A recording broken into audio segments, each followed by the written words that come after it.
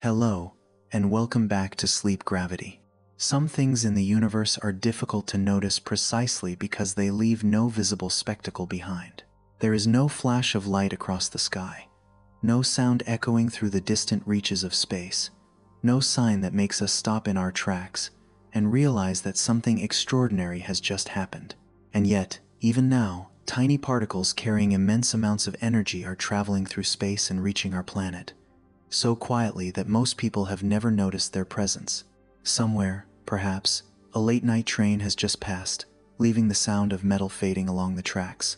A few leaves may still be holding raindrops along their edges, letting them fall every so often with such softness that it feels as though the night has not fully come to an end.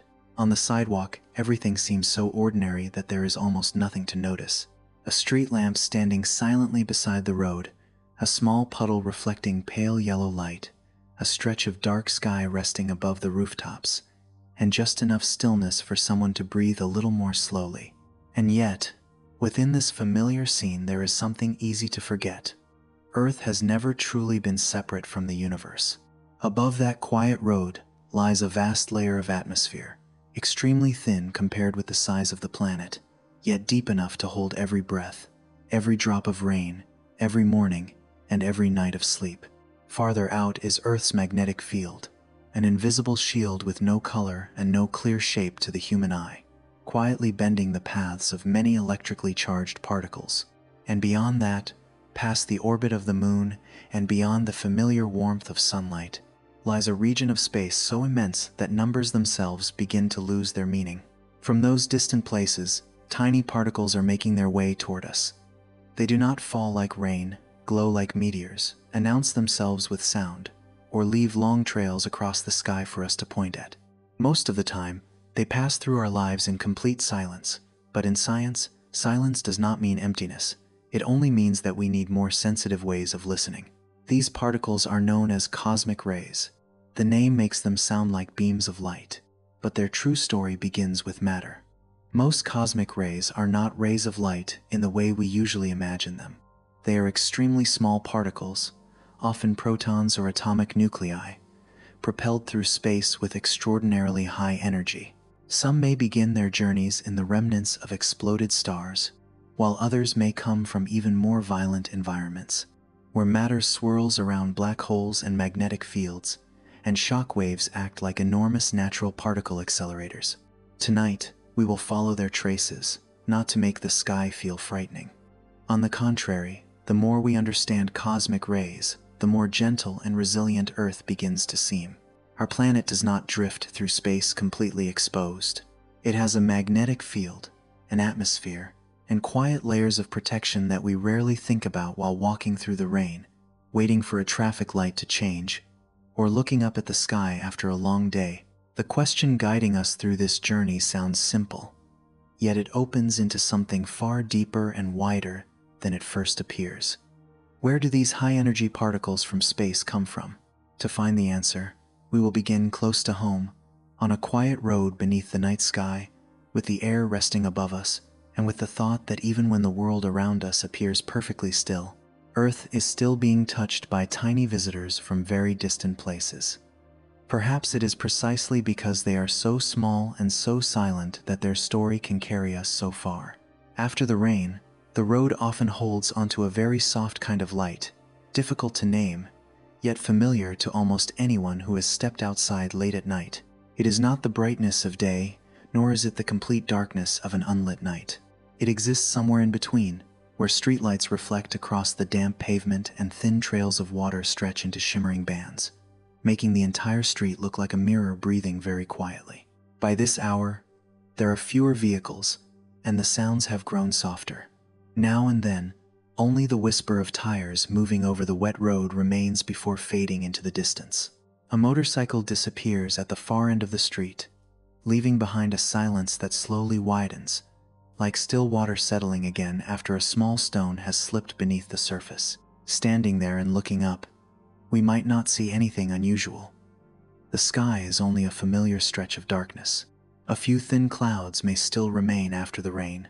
The glow of the city may be hiding most of the distant stars, and to our eyes, This may simply be an ordinary night in an ordinary place, following an equally ordinary rainstorm.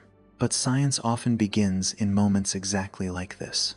The great secrets of the universe do not always appear as spectacular events. Sometimes they begin with something very small, almost too subtle to notice. We look up and the sky seems perfectly still, yet the reality is very different. Above that quietness, countless things are still taking place. At the very moment, the road is slowly drying beneath the yellow streetlights, as the last drops of water gather along the edge of a roof before falling. Particles from space are continuously rushing into the highest layers of Earth's atmosphere. They move at tremendous speeds. Some have traveled for thousands or even millions of years. Some have crossed distant regions of the Milky Way. Others may have begun their journeys where a massive star ended its life in a violent explosion. Before reaching our planet, they have been deflected by layers of magnetic fields throughout space, their paths bent and redirected along routes so winding that tracing them directly back to their origins is nearly impossible. We cannot see them with the naked eye.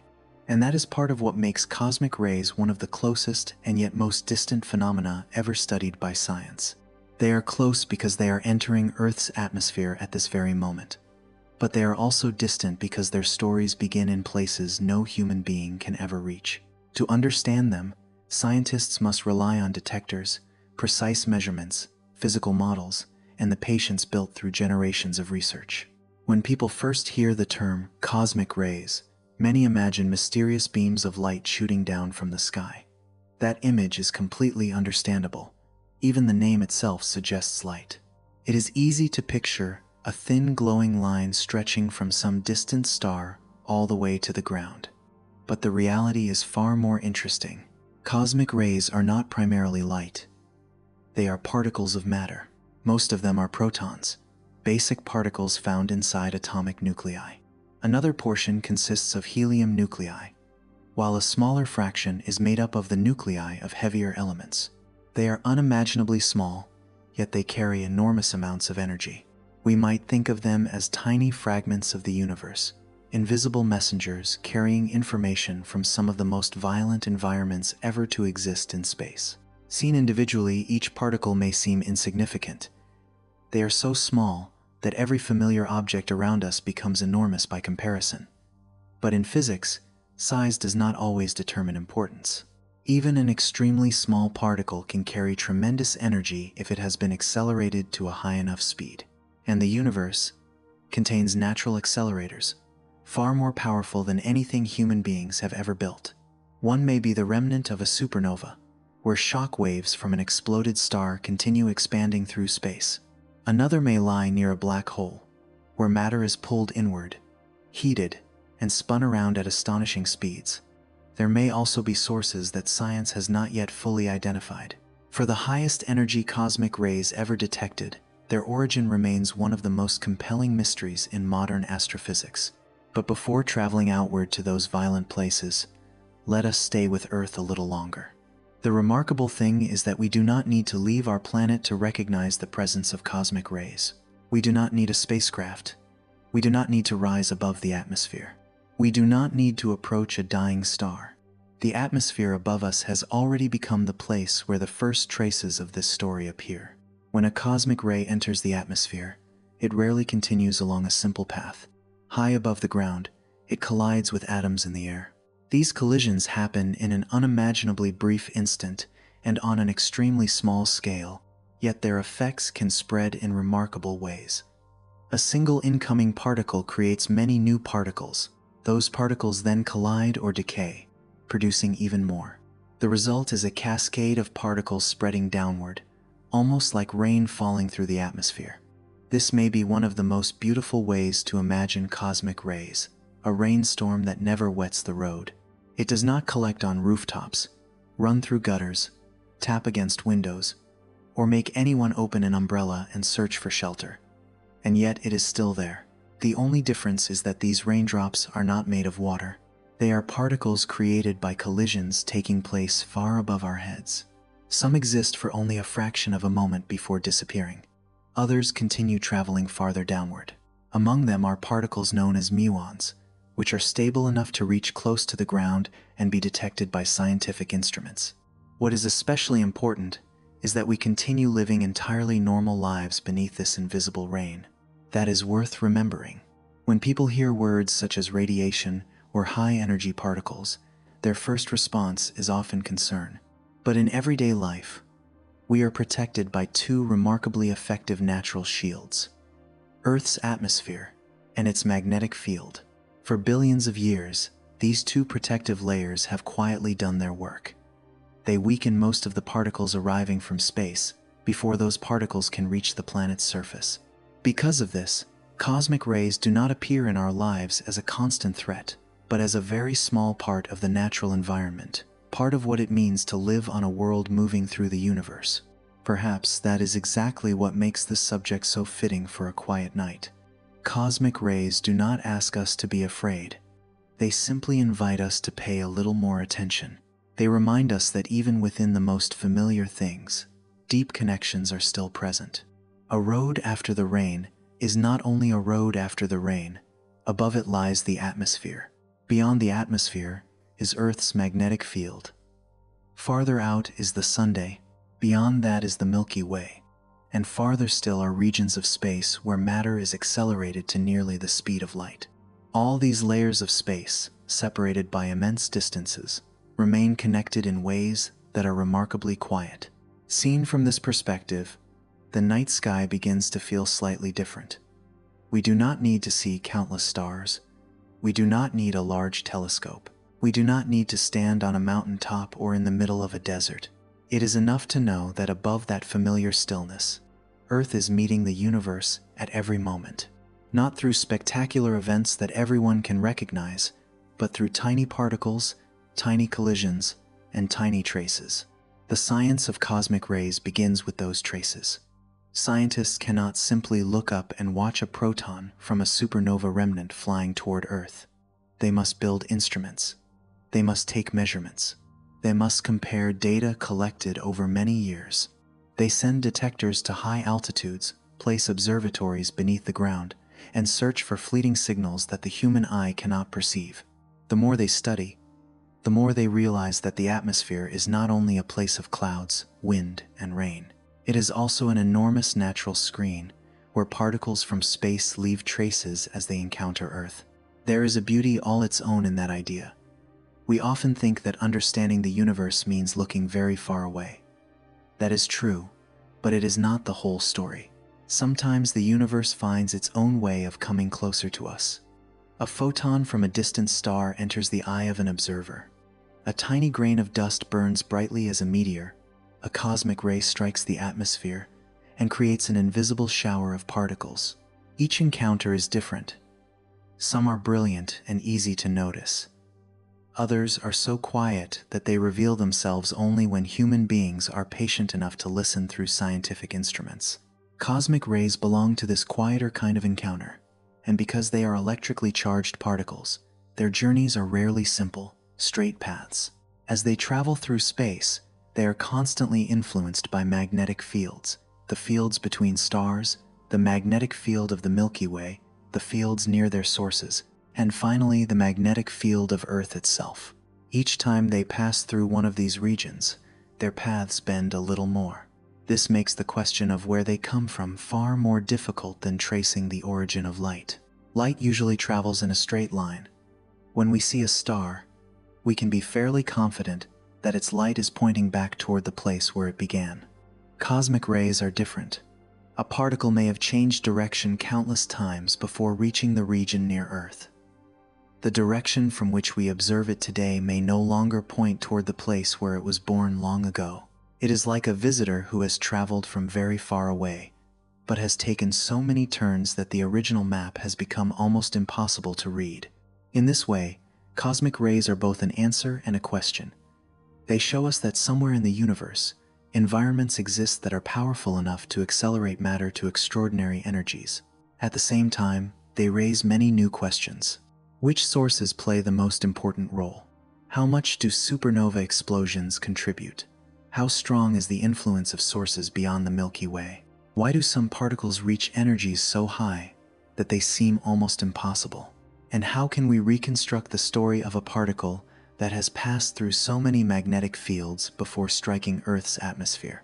We will return to these questions later as we follow the journey of these tiny particles from the places where they are born to the moment they reach the atmosphere of Earth. But before moving farther into exploding stars, immense magnetic fields, and sources of energy beyond the Milky Way, it may be worth pausing a little longer with the simplest feeling of all, the sense that everything around us is completely ordinary, a road after the rain, streetlights reflected in a thin layer of water, air that feels slightly cooler, and above all these familiar things, a sky that we rarely think about for very long. The pavement is slowly drying beneath the yellow light. Small puddles still reflect the glow around them. Someone may walk past without ever knowing that overhead, the atmosphere is quietly receiving particles from distant regions of the universe. Not every encounter with the cosmos requires a telescope. Some encounters take place even when we see nothing at all. A particle begins its journey somewhere far away among the stars. It crosses the darkness of space. Magnetic fields deflect it again and again. At last, it reaches the upper atmosphere of Earth. From one unimaginably small collision, an invisible shower of particles begins. And beneath that shower, people continue walking through the night, listening to water drip from the eaves, believing that the world around them is perfectly still. Perhaps that stillness is not the opposite of the universe's motion. Perhaps it is simply the way Earth allows us to live ordinary lives while quietly remaining part of something far greater. From that rain which never wets the road, there is something worth reconsidering very slowly. The very name, cosmic rays, has led the human imagination in a direction that is easy to understand, but not entirely accurate. When we hear the word ray, we usually think of light. A ray of sunlight passing through a doorway, a headlight cutting through the fog, a thin streak of brightness stretching across the night sky. Each of these images has a clear path, suggesting that something is shining directly from one place to another. But in most cases, cosmic rays are not like that. They are not streams of light that the human eye can see, nor are they like the soft beams from a distant star entering a telescope. Cosmic rays are mainly tiny particles of matter propelled through space with extremely high energy. If light is one way the universe sends information through photons, cosmic rays are another. The universe sends us pieces of matter that have passed through powerful, turbulent, and distant environments. Most of these particles are protons. Before giving them a technical name, we can understand them in a simpler way. At the center of every atom are tiny particles that make up its heavier core, and the proton is one of the most important among them.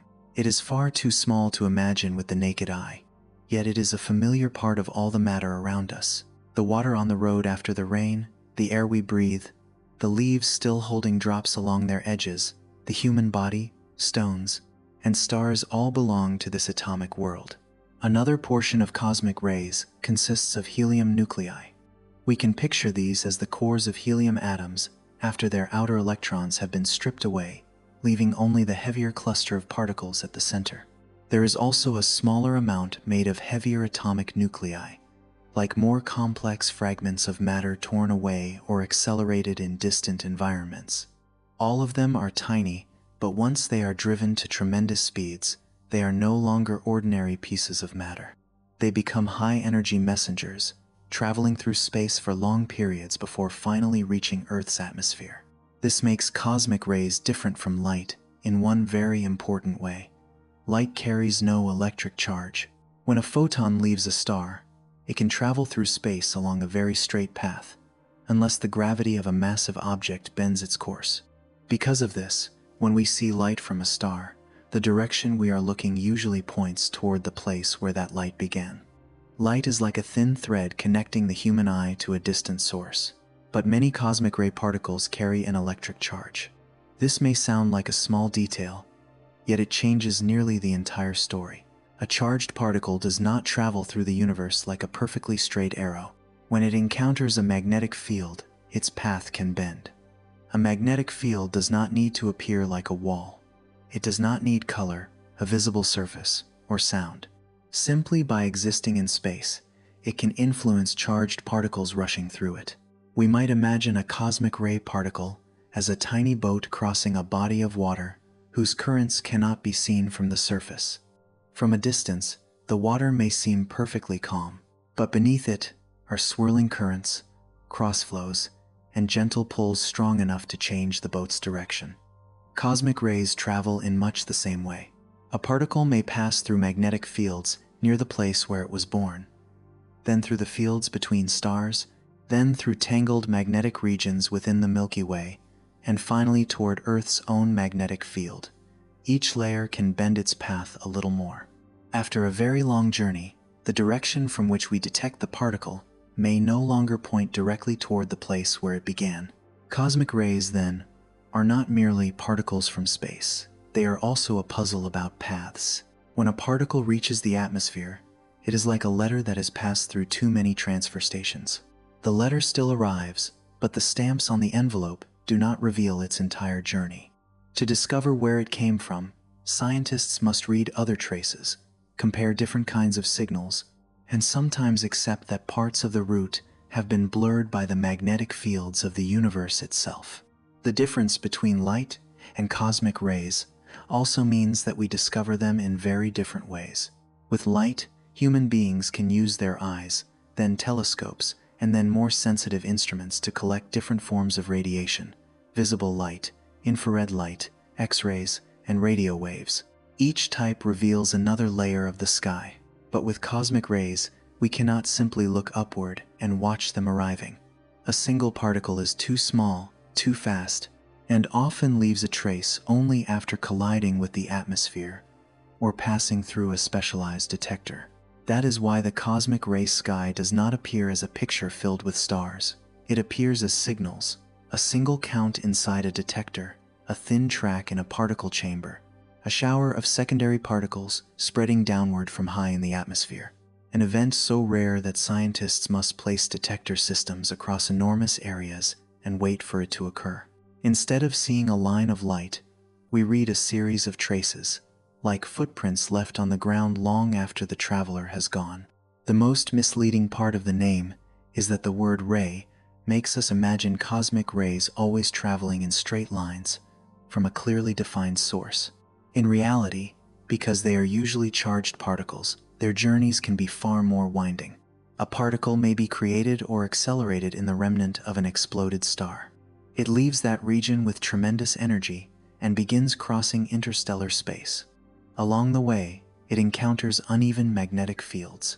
Its original path bends slightly, then bends again, and then changes direction once more. After a very long time, when it finally reaches the region near Earth, the story of where it began is no longer clearly preserved in its final direction of travel. For this reason, the question, "Where do cosmic rays come from?"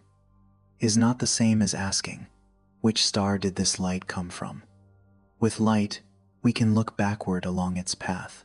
With cosmic rays, we often have to reason from the particle's energy, its type, how frequently it appears, its approximate arrival direction, other signals in the universe, and our understanding of the places capable of accelerating particles to such extraordinary energies. The answer does not arrive along a straight line. It is more like a picture assembled from many small pieces. Yet this difficulty is exactly what makes cosmic rays so remarkable. They do more than tell us that powerful places exist somewhere beyond Earth.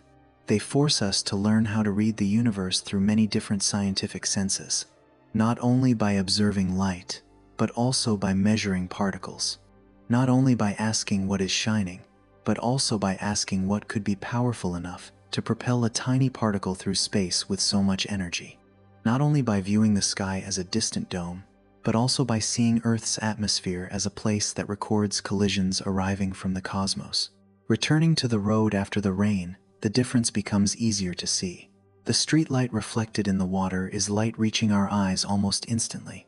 We know it comes from the lamp nearby because its path is simple and familiar. But a cosmic ray particle entering the upper atmosphere is different. It does not appear on the road. It does not announce where it came from. It simply creates a chain of tiny reactions high above, leaving behind secondary particles that scientific instruments can detect. Its journey may have begun in a distant supernova remnant.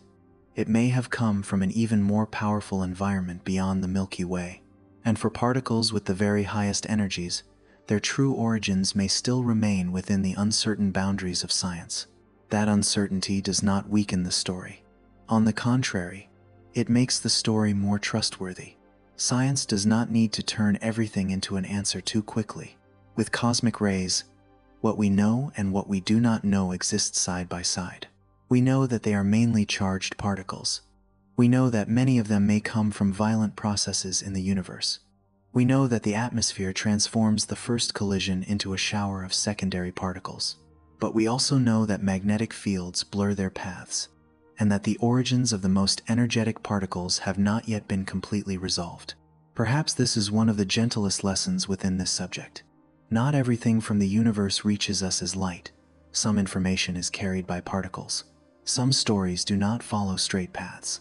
Some traces appear only when we know how to wait, how to measure, and how to ask questions patiently. The sky, then, is not only a place where light falls into the human eye, it is also a place through which tiny pieces of matter travel, carrying traces of exploding stars, magnetic fields, and distances far beyond our everyday imagination. When we call them cosmic rays, we preserve a historical name, a beautiful name, but behind it lies a deeper reality. They are an invisible stream of particles from distant environments, traveling along curved paths, striking the atmosphere, and leaving traces within our world. They do not need to shine in order to matter. They do not need to be seen in order to exist. Once we understand that the word ray does not refer to the familiar streaks of light we usually imagine, another question begins to emerge. These tiny particles have crossed distances almost impossible to comprehend and still carry enormous amounts of energy. So where, within this vast universe, are the environments violent enough to accelerate them to such extraordinary speeds and energies? Before human beings could turn their attention towards supernova remnants, enormous magnetic fields, or places violent enough to accelerate a tiny particle to nearly the speed of light, they first had to answer a far more modest question. Where were these mysterious signals actually coming from the ground below or from the sky above? Today, when we hear the words cosmic rays, we almost automatically think of outer space. The name itself carries a sense of distance, as though humanity had known from the beginning that these particles came from beyond Earth. But the real history did not follow such a direct path. In the early 20th century, when radiation detecting instruments were far simpler than they are today, scientists noticed that some invisible influence in the air was constantly causing sensitive electrical devices to gradually lose their charge. Whatever it was, it could not be seen. It had no color and made no sound, yet it left an effect clear enough to demand attention. And because people already knew that naturally radioactive materials existed within the Earth, the first explanation seemed entirely reasonable. Perhaps the source of this radiation lay in the rocks, the soil, and the crust of the planet itself. Standing on the ground and following ordinary intuition, that explanation did not seem strange at all. The Earth was directly beneath our feet. Radioactive minerals were real. Certain natural materials were known to emit radiation. So if the air near the surface was being affected by something invisible, looking downward for the cause was an understandable first step. But science does not stop with what seems reasonable. It often begins to mature when a convincing idea is challenged by a sufficiently careful measurement. If the radiation truly came from the ground, then it should grow weaker as one moved farther away from the surface. A lamp at the end of a street appears brighter when we stand nearby and gradually fades as we walk away. A fragrance drifting from a garden also tends to weaken as the distance increases. In the same way, if rocks and soil were the primary source of the mysterious radiation in the air, then rising higher and moving farther from the ground should have caused the measured signal to decrease. The experimental idea was clear, but carrying it out at the time required a quiet kind of courage.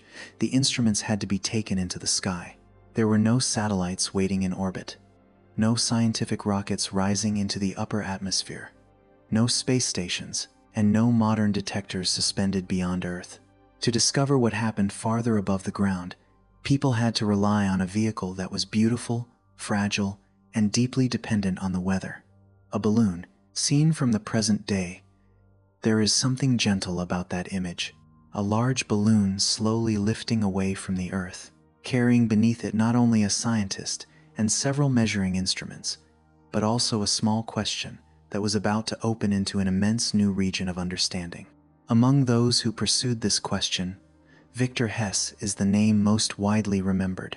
He did not rise into the sky in search of romantic adventure, nor simply for the experience of looking down as city rooftops became smaller beneath the haze.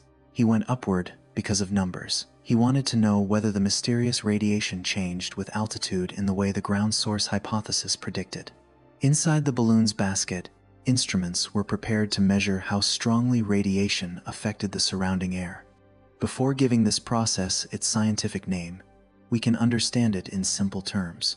When sufficiently energetic radiation passes through the air, it can cause atoms or molecules to lose electrons, turning them into electrically charged particles. This process is called ionization. The instruments could not see the radiation itself, but they could detect its effects through changes in the electrical charge of the air. In other words, Hess did not see a stream of particles descending from space. He could only read the traces they left behind, much as we cannot see the wind at night, but recognize it in trembling leaves, ripples across water, or a door moving slightly on its hinges. The mysterious radiation behaved in much the same way.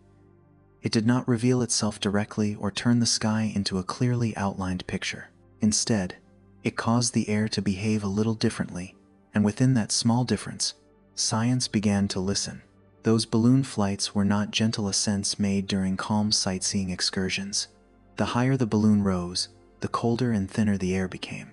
Observing conditions grew harder to control, and the instruments had to remain stable enough to produce reliable measurements.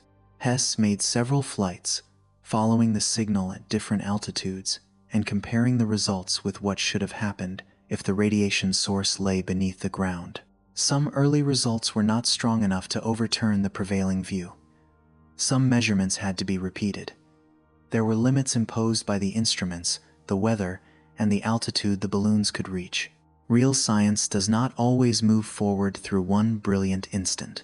More often, it passes through a sequence of waiting, adjusting, testing, and checking before reaching the point where a conclusion becomes difficult to avoid.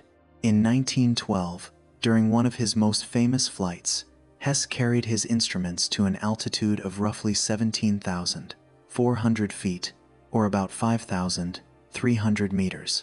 At that height, if the ground had been the main source of the radiation, the signal should have been noticeably weaker than it was near the surface. But something different happened. The level of ionization did not continue to fall as expected.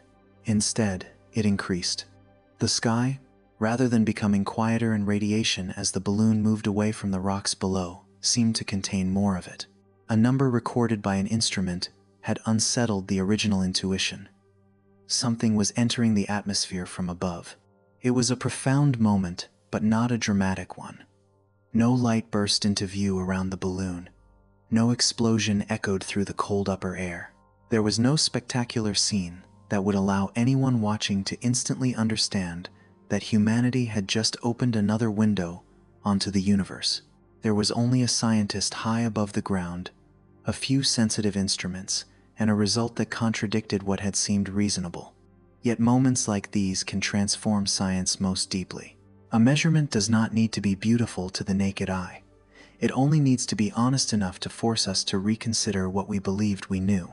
After these results, the idea that the mysterious radiation came only from the ground could no longer stand as firmly as before. If the signal increased with distance from the surface, then its source had to be connected with what lay above, with the higher atmosphere, and beyond it, with space outside Earth. From that point on, the sky was no longer only a place from which sunlight, moonlight, and starlight reached human eyes. It was also a place where high-energy particles entered, altered the air, and left traces that instruments could detect. In a beautiful sense, the atmosphere had become the first screen upon which the universe wrote its invisible lines. It is important to remember that Hess could not yet know the entire story as we tell it today. He did not have the full language of modern particle physics to describe high-energy protons, helium nuclei, pions, muons, or the showers of secondary particles created by collisions in the atmosphere. Nor could he immediately identify supernovae, stellar remnants, or sources beyond the Milky Way as important possibilities. But science does not require the first person to open a door to see the entire room beyond it. What mattered then was recognizing that the door existed. A measurement taken from a balloon was enough to show that Earth was receiving a form of radiation from space. And once that was understood, countless new questions had room to grow. There is something especially compelling about the way this discovery unfolded. With many astronomical phenomena, human beings see something first and only later begin trying to understand it. A planet appears as a moving point of light against the stars. A comet trails a faint tail behind it. A nebula forms a soft glow within a telescope. But with cosmic rays, the first sign was not a beautiful image. It was a measured signal, a change in the rate at which an instrument lost its electrical charge, a trace so subtle that without patience, it might have been dismissed as noise or ignored altogether. This gives the story a different kind of beauty, the beauty of learning to trust evidence when the human eye is not enough. Returning to the rain-damp street, that difference becomes easier to feel. We see the streetlight reflected in the water because photons from the lamp enter our eyes. We hear a vehicle fading into the distance because sound waves travel through the air to our ears. We feel the coolness after the rain because our skin detects changes in temperature and humidity. But cosmic rays do not enter our awareness through any of these familiar paths. They do not shine across a puddle, vibrate in the ear, or touch the skin like a raindrop. They leave only a very small effect in the air, within measuring instruments, and across streams of data that human beings must learn to read slowly. And that truth makes an ordinary sky feel deeper. A night after the rain may appear completely still, yet high in the atmosphere. Particles from space continue to arrive and collide with atoms in the air. These collisions do not part the clouds, make the streetlights flicker, or leave fiery trails like meteors. They are far quieter than that, but no less real. Within those tiny collisions, particle physics, astronomy, and atmospheric science meet in a single story, one that begins not at the distant edge of the galaxy, but in the layer of air directly above our heads. Hess's discovery also reveals something worth remembering.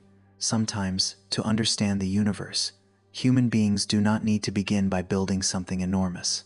Before modern observatories, before satellites and networks of detectors spread across the ground, there was a man who carried instruments into the sky beneath a balloon and asked a question precise enough to matter. What changes as we rise higher?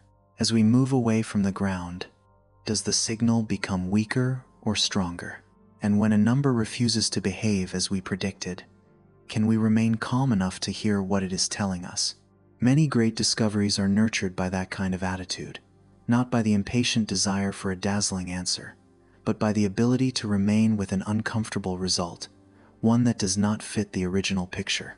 If Hess had only wanted to confirm what people already believed, he might have overlooked the unusual part of the data. But when a measurement showed that radiation increased at higher altitudes, the right response was not to force it back into the old hypothesis. It was to allow the result to open a new direction of thought. In this way, cosmic rays entered science as a reminder that the sky has ways of making itself known without light. In the years that followed, scientists continued developing better instruments, flying higher, placing detectors in more locations, and gradually understanding that those early signals were connected to high-energy particles arriving from space. When those particles strike the atmosphere, they create secondary particles. Some survive long enough to travel close to the ground, where detectors can record them.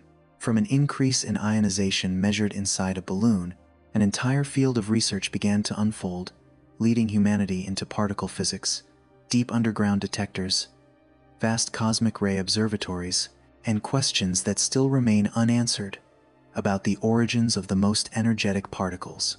But when we allow the story to move slowly, its beauty does not lie only in the technologies that came later. It is already present in the first step, a balloon leaving the ground and rising through layer after layer of air while life below continues as usual. The rooftops grow smaller, the roads become thin lines. The ground, once believed to be the primary source of the radiation, recedes far below. And as the distance from Earth's surface increases, the instruments reveal that the sky is not as quiet as it seems. Space is sending something into the atmosphere, steadily, invisibly, and persistently. From this perspective, Hess's flight was more than an experiment. It was a change in the direction of the human imagination. Before it, the question pointed toward the ground. Afterward, it turned toward the sky. Before it, the mysterious radiation could be imagined as an echo rising from the matter beneath our feet. Afterward, it began to be understood as a stream of particles arriving from distant space.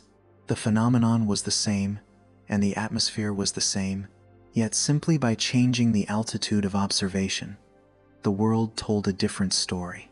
Perhaps this is one of the gentlest lessons science can teach us. Sometimes we do not need to change the entire world to see a new truth. We only need to stand in a different place, measure more carefully, and allow a small result to unsettle an old belief. The night sky after the rain remains the same sky. The road remains the same road. The puddles still reflect the streetlights in the same familiar way. But after learning about those balloon flights, we understand that above this familiar scene lies another stream of information, a quiet flow of particles that had been reaching Earth long before human beings learned what to call it. From this point, the question of cosmic rays could no longer end with whether they came from above. The first door had opened, and behind it waited a much larger question. If these particles truly came from space, what in space had given them so much energy? Could a dead star continue influencing the universe around it after the final light of its explosion had faded? Could the shock waves left behind by a supernova act as natural accelerators, quietly driving tiny particles across the Milky Way? From a measuring instrument inside a balloon basket, the path of the story began to extend beyond the atmosphere. It passed through thinning layers of air, moved away from the receding ground, and turned toward the remains of exploded stars. There, within expanding clouds of matter left behind by the death of a massive star, we begin to see one of the first places where the universe may transform tiny particles into the high-energy visitors now traveling toward Earth. Once human beings realized that a stream of radiation was entering the atmosphere from above, the question of cosmic rays was no longer only about the direction they came from. It became a question of power. If these particles truly arrived from space, and if they had crossed immense distances before reaching the air above Earth, then how much energy were they carrying? And what in the universe could have given them so much? The word energy is so familiar that we do not always pause to consider what it really means. In everyday life, energy may be the warmth in a cup of tea, the light from a bulb, the motion of a car, or the feeling of exhaustion after a long day. But in the world of particles, energy is understood in a more subtle way. It does not necessarily make something appear larger, nor does it always produce a spectacle the human eye can immediately recognize. A particle can be extremely small, yet if it is accelerated to a high enough speed, it may carry enough energy to create an entire cascade of new particles when it collides with the atmosphere. This can feel contrary to intuition. We often assume that something small must also have a small effect. A single proton, placed beside a raindrop, resting on the road after a storm, seems almost meaningless to the ordinary imagination. The raindrop is already tiny, yet it contains an enormous number of atoms, while a proton is only one small part of the atomic world. But when a proton from space is driven to an extraordinary speed, its story is no longer defined by its size. It is defined by its motion, its energy, the immense distance it has traveled, and the extreme environment that accelerated it before it reached Earth. We can picture this through a simple comparison. A speck of dust resting on a table does almost nothing. But if a very small object is launched at an incredible speed, it is no longer small in the ordinary sense. In physics, motion matters so much that it can turn a nearly invisible particle into something capable of leaving a clear trace in the atmosphere. What is remarkable about cosmic rays is not that they are large, but that they are so small and still carry enough energy to begin an entire chain reaction high above the ground. Scientists use special units to measure particle energy because the units familiar from everyday life are not especially convenient at microscopic scales. One of these units is the electron volt, which can be understood simply as a very small measure of energy used in the particle world. We do not need to explore the numbers in detail to understand the larger meaning. What matters is that cosmic rays do not all carry the same amount of energy. They span an enormous range. Some have comparatively lower energies and arrive more frequently. Others carry vastly greater energies and are far rarer, so rare that detecting them requires large instruments spread across wide areas of land and long periods of patient observation. This difference makes the cosmic ray sky resemble a very unusual kind of rain. In an ordinary rainstorm, countless small drops may fall continuously, while truly large drops are less common. Cosmic rays follow a similar pattern. Lower energy particles arrive more often, while particles with extremely high energies are so scarce that they seem like rare visitors. This does not make them unimportant. It suggests that the universe requires far more unusual conditions to create them. The higher the energy, the more difficult and compelling the question of their origin becomes. This also helps us approach the subject with a sense of calm. Cosmic rays are not a violent flood of particles pouring onto the ground in a way that should make everyday life feel unsafe. Most of the activity takes place high in the atmosphere, where the original particle collides with an atom in the air and produces secondary particles. The atmosphere acts like a deep protective cushion. It not only shields life from many influences arriving from space, but also transforms the original particles into traces that science can read. The energy of cosmic rays, then, should not be presented as something frightening, but as a clue. It tells us that somewhere in the universe, environments exist that are powerful enough to turn tiny pieces of matter into particles, capable of crossing vast stretches of space and still leaving an effect when they reach Earth. Seen this way, a cosmic ray particle is like a tiny letter sent from a distant place, but instead of carrying ink on paper, it carries energy within its motion. When it reaches the atmosphere, the letter does not open into words. It opens through a collision. One particle strikes an atom in the air, and from that first encounter, many new particles are created. Those particles continue downward, decaying, colliding, or changing into different kinds of signals. A detector on the ground cannot read the story as we would read a page in a book, but it can recognize that an event occurred high above. From there, scientists can work backward to estimate the energy of the original particle, identify what kind of particle it may have been, and sometimes determine its approximate direction of arrival. The remarkable thing is that all of this begins with something too small for the human eye to hold on to. A proton does not have the visual beauty of a nebula, the soft glow of a star, or a surface that a spacecraft can photograph like a planet. Yet it may carry within it the signature of natural machines larger and more powerful than anything built on Earth. In laboratories, accelerating particles to high energies requires enormous tunnels, magnetic fields to guide their paths, electric fields to increase their speed, and extraordinarily precise control systems. The universe has no control room in that sense, but it has exploding stars, shock waves, regions of hot plasma, tangled magnetic fields, and spaces so vast that a particle can be pushed forward, held for a time, and then accelerated again and again. Plasma may sound like an unfamiliar word, but it can be understood simply as a state of matter in which electrically charged particles have separated from one another, forming a hot, electrically conductive kind of gas.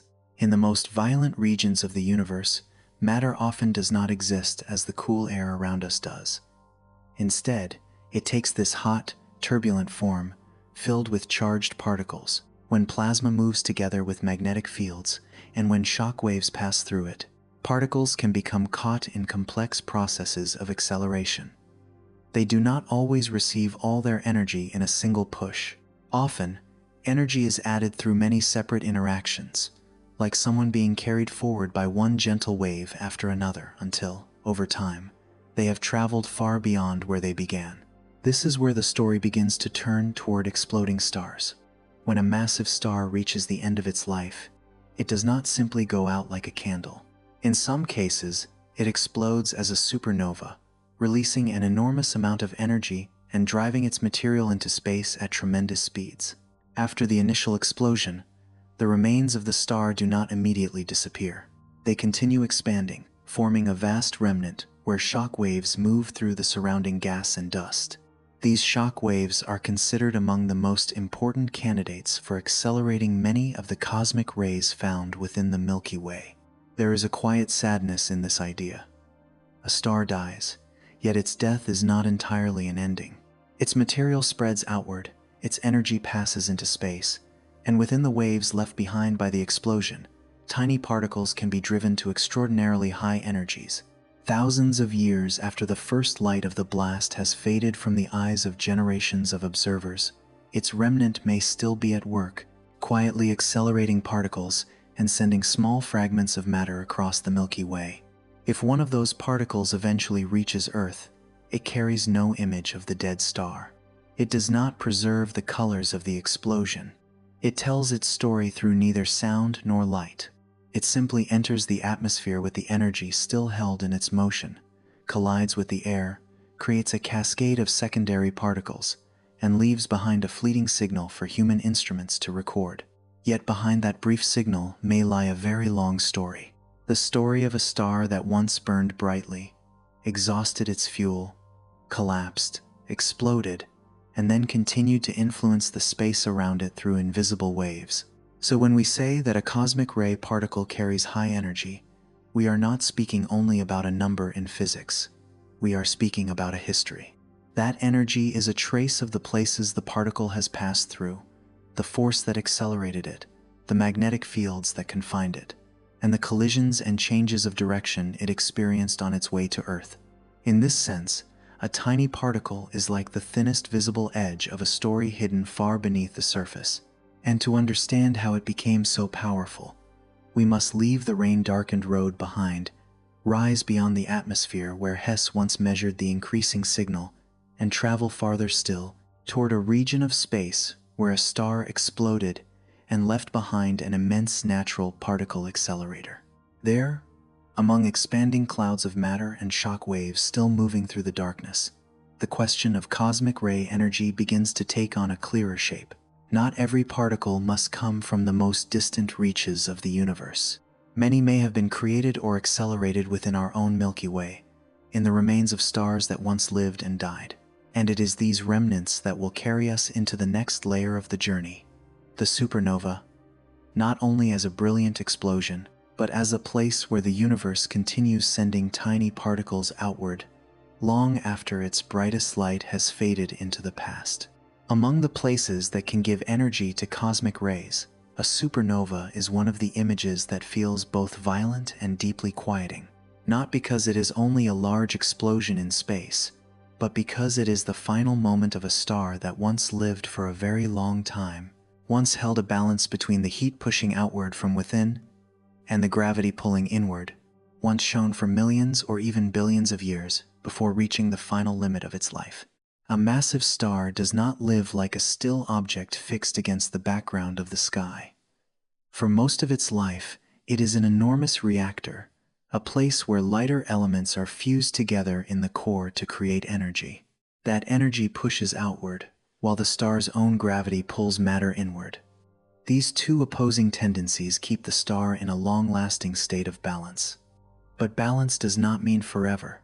When the fuel in the core changes, when the reactions inside can no longer hold back gravity, the central part of a massive star can collapse very quickly, and the outer layers of matter can be hurled into space in an explosion that human beings call a supernova. If we look at it through imagination, a supernova may seem like an enormous flower of light blooming in the darkness. But to understand cosmic rays, what matters is not only the first light of the explosion. What matters even more is what remains afterward. When the star has exploded, its matter does not disappear. It spreads outward into a cloud that is expanding, hot, thin, turbulent, and rich with energy. That cloud is called a supernova remnant. In many cases, It can continue expanding through space for thousands of years, even longer, like a material echo of the original explosion. We can think of it as the waves spreading after a large stone falls into a lake. The moment the stone touches the water happens very quickly, but the rings of waves keep moving outward, reaching other parts of the water and changing the surface for a long time afterward. With a supernova, the lake is not water, but the gas and dust between stars. The stone is not a small object, but the death of a giant star. And the spreading waves are not thin ripples on water, but shock waves, powerful regions of motion that can compress, heat, and stir the matter around them. A shock wave is a very important idea, but it does not need to feel heavy. We can understand it as a fast-moving boundary where the matter ahead has not had time to respond before the wave from the explosion reaches it, compresses it, and heats it. When an airplane moves faster than the speed of sound, it creates a kind of shock wave in the air. When a star explodes, the shock wave it leaves behind is far larger, spreading through the space between stars and carrying enough energy to change the surrounding environment for a long time. It is in regions like this that small particles can be accelerated. They are not necessarily fired out once and instantly turned into high-energy cosmic rays. The way the universe works is often more subtle. A charged particle can be held by magnetic fields inside a supernova remnant, have its path bent, and pass through the shock wave region many times. Each time, it may gain a little more energy, a little, then a little more. After many interactions, a particle that was once tiny and ordinary can become faster, more energetic, and eventually escape the remnant into the space between stars. This image is different from a cannon firing a bullet in a straight line. A supernova remnant is more like a stormy sea, where magnetic fields are invisible currents and shock waves are layers of waves spreading outward. A small particle is not only pushed away, it is caught, turned, carried back and forth between moving regions, and gradually given more energy. When it escapes, it is no longer an ordinary particle in a quiet environment. It has become part of the stream of cosmic rays, carrying in its motion the trace of a distant stellar explosion. What makes supernovae such important candidates for the origin of cosmic rays in the Milky Way is not only the violence of the explosion, but also their number and distribution. The Milky Way contains many stars, and throughout its long history, countless massive stars have lived, burned brightly, run out of fuel, and ended in explosions. Each supernova remnant is a region of energy spreading outward, a place with shock waves and tangled magnetic fields, a place that can give charged particles additional speed. Even though each individual explosion may be very far from us, together, these remnants form a scattered network of natural accelerators throughout the galaxy. One point needs to remain very clear. Not every cosmic ray necessarily comes from a supernova, and science should not turn a strong explanation into an answer for everything.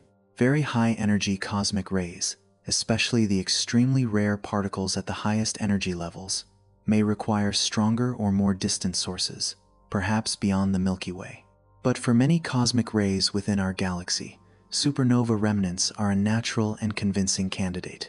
They have energy, they have shock waves, they have magnetic fields, they have time to keep acting after the explosion, and they exist inside the same galactic environment to which Earth belongs.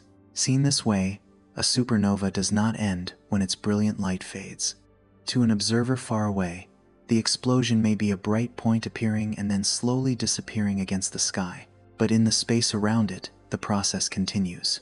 Layers of matter keep expanding, shock waves keep moving through the gas between stars, magnetic fields are stretched, twisted, and stirred.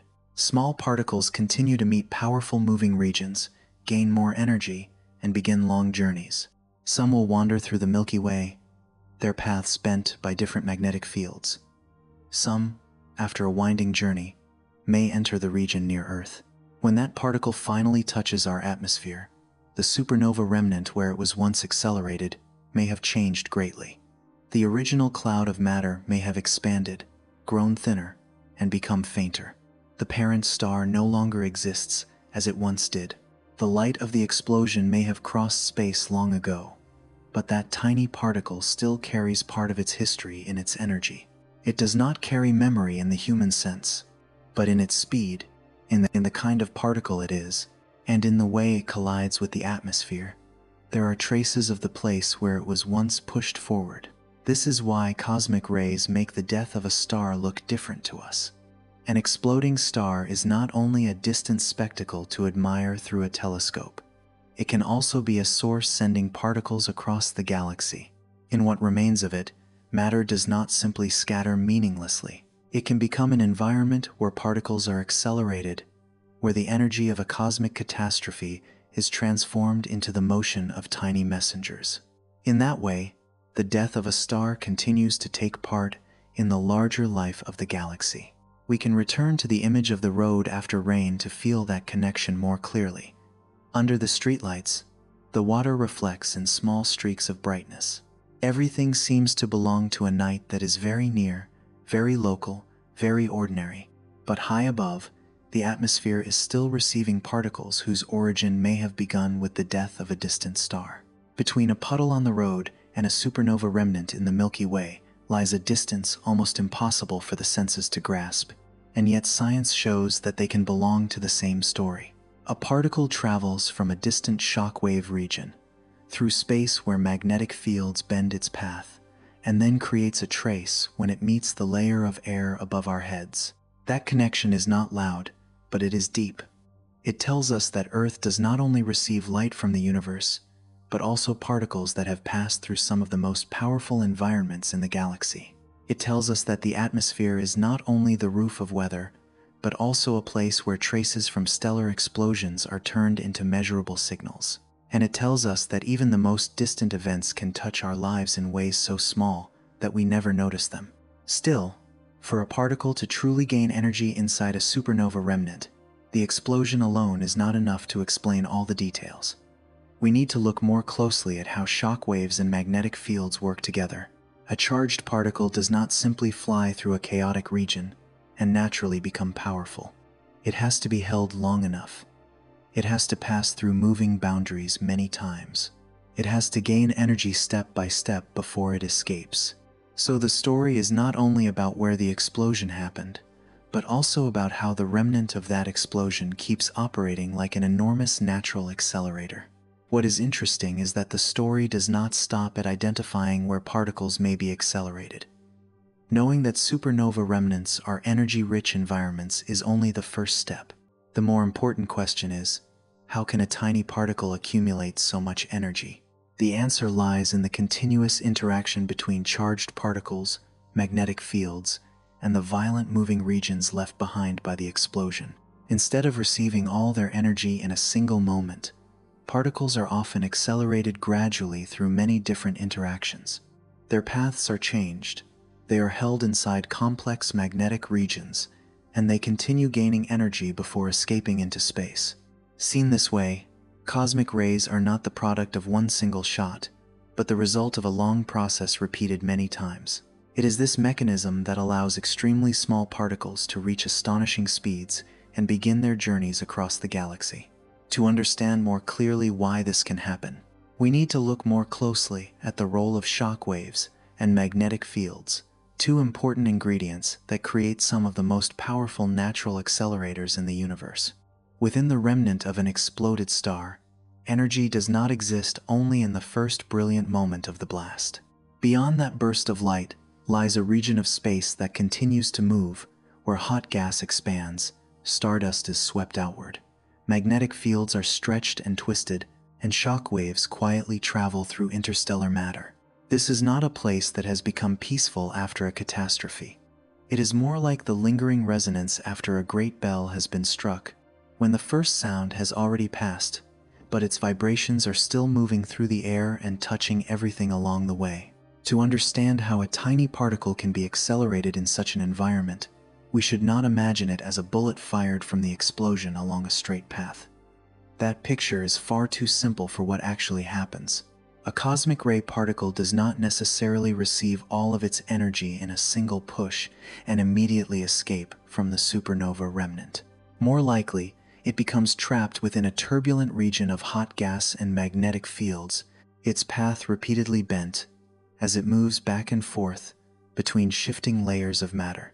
Each time it crosses the shock wave, it gains another small amount of energy. It is this gradual accumulation that matters most. We might picture someone standing at the edge of the ocean, not carried far away by a single wave, but lifted, pushed forward, pulled back, and then pushed again by one wave after another. No individual wave determines the entire journey, but after many of them, the person's position has changed noticeably. For charged particles inside a supernova remnant, the shore is the region of moving gas and plasma. The waves are the shock fronts expanding outward from the explosion, and the force preventing the particle from simply flying away in a straight line is the tangled magnetic field within the remnant. The magnetic field there does not resemble a neat, straight line drawn on paper. It can be twisted, stretched, compressed, and made increasingly complex as material from the explosion rushes outward. Because cosmic ray particles usually carry an electric charge, they do not pass through a magnetic field as a neutral object would move through empty space. Their paths curve.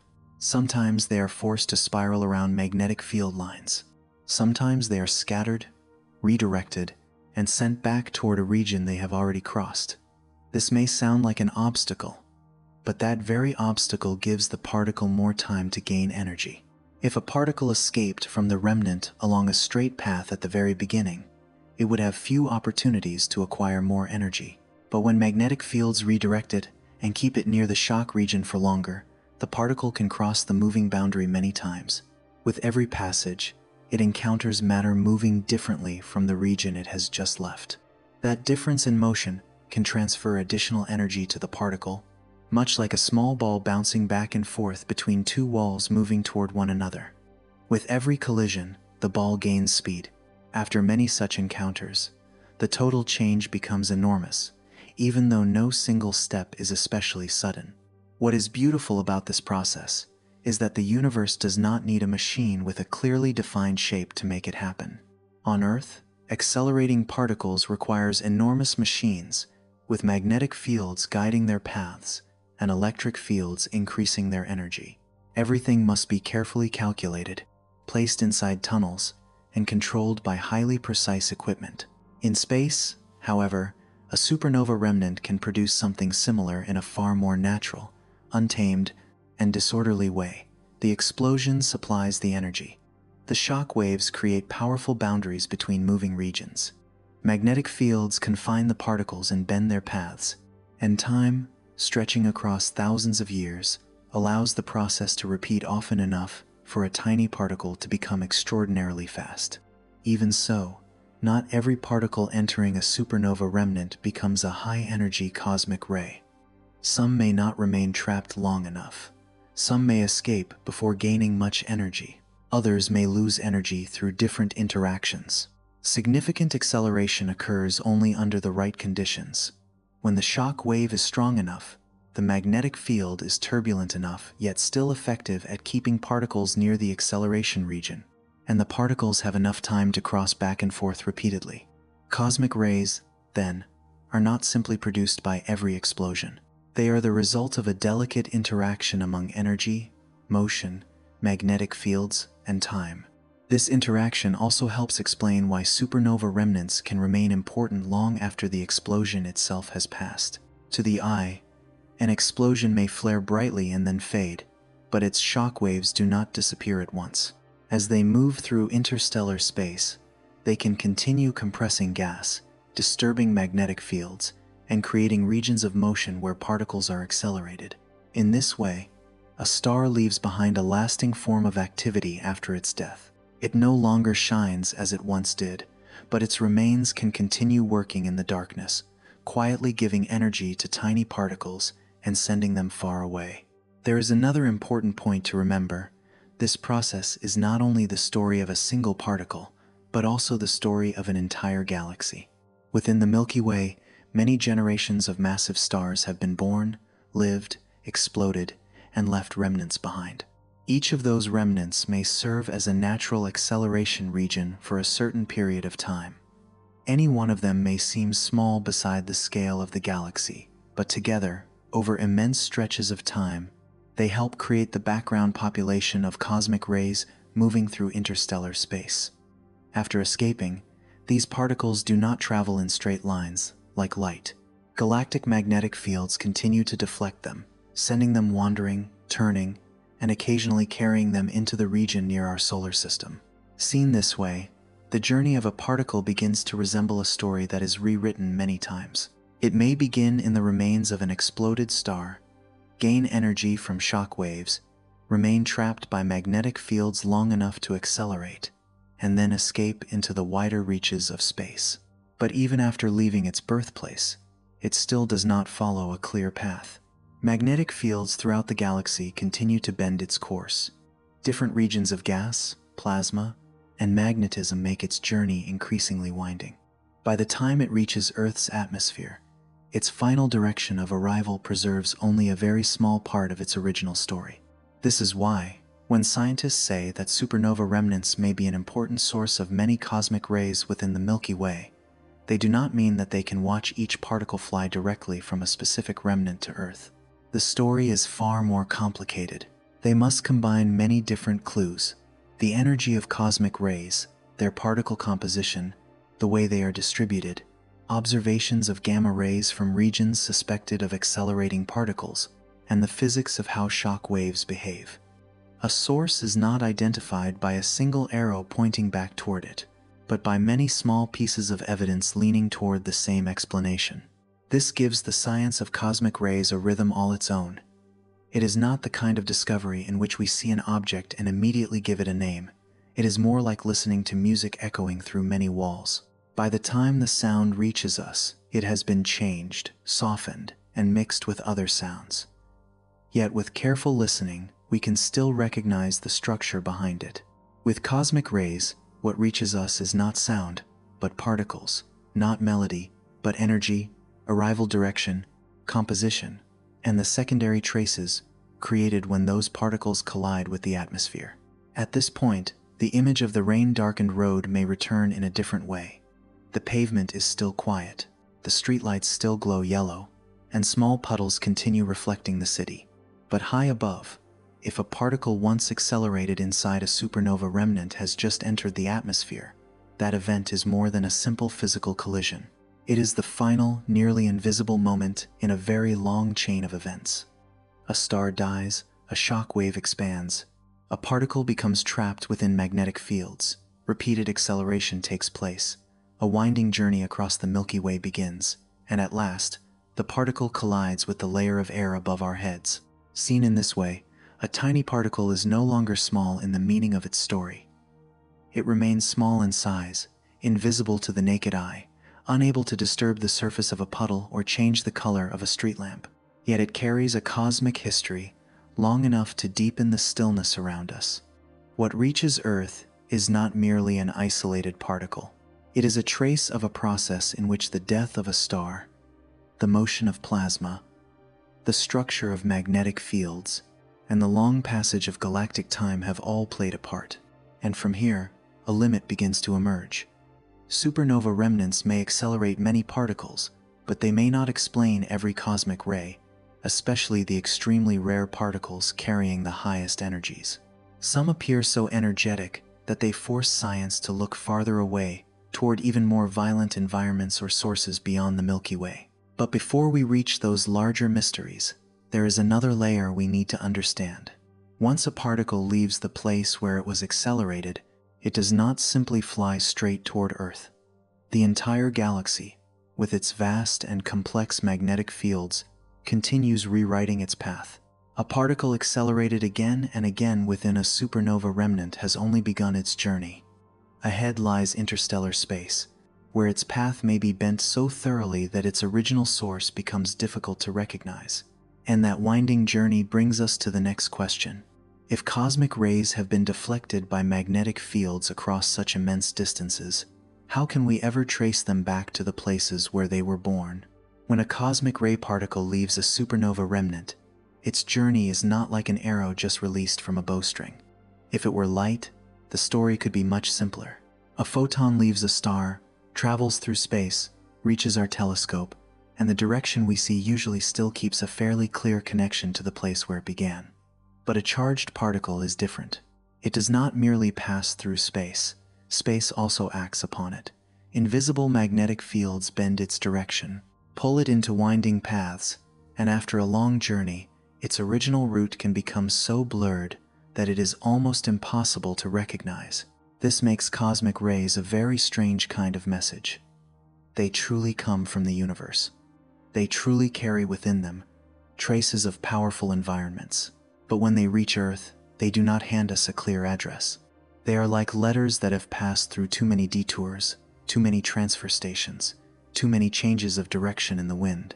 The letter still arrives, but if we only look at the direction from which it is delivered into our hands, we cannot be certain which post office it started from. To understand its origin, science has to do more than simply look up at the patch of sky where the particle entered. The reason lies in a detail that may seem very small. Most cosmic rays are charged particles. A proton carries a positive electric charge. A helium nucleus also carries a positive charge. Heavier nuclei in cosmic rays do as well. When a charged particle moves through a region with a magnetic field, it feels a force that bends its path. That force does not need to be loud. It does not need direct contact like two objects striking each other.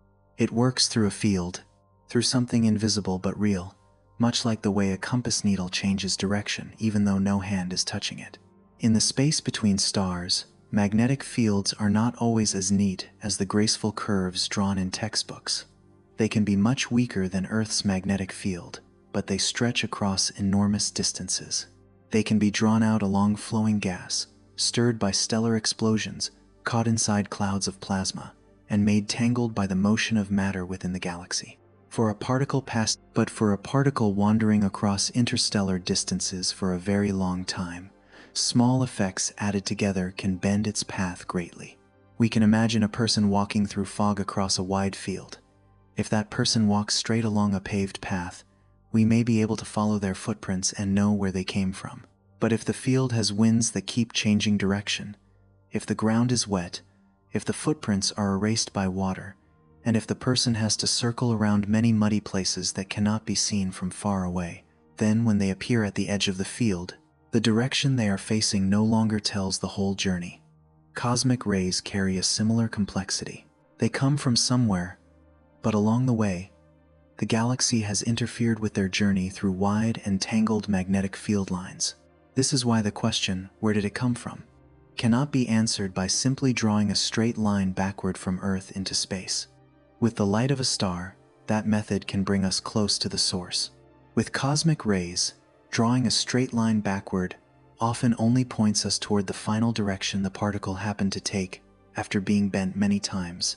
That direction is like the last sentence of a long book, useful, but not enough to understand the whole story that came before it. How much a particle is deflected also depends on its energy. The higher the energy of a particle, the harder it is to bend strongly. It tends to keep a straighter path than a lower energy particle. But straighter does not mean perfectly straight. Even very powerful particles can be affected by galactic magnetic fields and magnetic fields beyond the galaxy if they travel across distances large enough. Meanwhile, lower energy particles can be bent so strongly that they almost wander through the galaxy, held in place, scattered, turned around, and only gradually diffusing through space. This creates a picture very different from our usual feeling about the sky. When we look up, the stars appear to sit in clear positions. Constellations appear as fixed points in the night, and their light gives us the feeling of a map. But the sky of cosmic rays is not such an easy map to read. It is more like an invisible stream of motion that has been stirred many times before reaching us. A particle may be born in one region of the Milky Way, carried along a winding route by magnetic fields, and then arrive at Earth from a direction that no longer matches the direction of its original source. The map still exists, but the guidelines have been twisted. Even so, this difficulty does not stop science. It only forces human beings to find other ways of reading the traces. If scientists cannot trace each particle backward the way they trace a ray of light, they must look at the wider statistical picture. They measure which directions cosmic rays seem to arrive from more often, how their energies are distributed, what kinds of particles they are made of, how their numbers change over time, and whether any other signals in the universe overlap with regions suspected of being acceleration sources. Instead of receiving a clear answer from one single particle, science joins many faint clues into a stronger understanding. One important clue is gamma rays.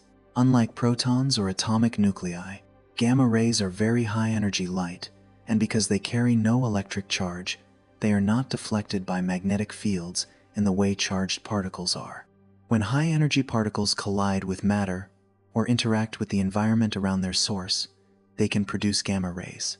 If gamma-ray telescopes detect a supernova remnant emitting gamma rays in a way that fits the expected pattern, that may be a clue that particle acceleration is happening there. In this case, gamma rays are like a straighter signpost, helping science look toward places that charged cosmic rays cannot clearly point to on their own. But even with gamma rays, everything still requires caution. A gamma-ray emitting region can be connected to many different processes. Not every gamma-ray signal proves with certainty that protons are being accelerated there. High-energy electrons can also produce gamma rays through other mechanisms. So scientists have to compare the shape of the energy spectrum, the surrounding environment, data from many wavelengths, and physical models to distinguish what may be the trace of cosmic ray nuclei from what may be the trace of other processes. This slowness does not make the story less fascinating. It makes the story more trustworthy, because science does not try to turn one beautiful signal into a conclusion too quickly. Perhaps this is what makes cosmic rays so special in the journey of understanding the universe. They do not give us easy clarity.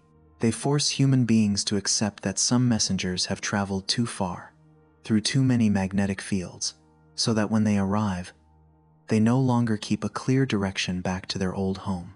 But for that very reason, finding their origin becomes more like a delicate investigation than a simple observation. We have to read particles, read light, read the atmosphere, read magnetic fields, read secondary clues, and even read the silences in the data. If we return to the nighttime road after rain, that image may become a little deeper. A leaf falls into a small puddle, and from where it comes to rest, it is hard to know which branch it came from if the wind had changed direction many times before. We can look at the current wind direction, look at the nearby trees, and guess from the shape of the leaf, but the answer needs more than one clue. A cosmic ray particle is similar. It reaches the atmosphere and leaves behind an invisible shower of particles.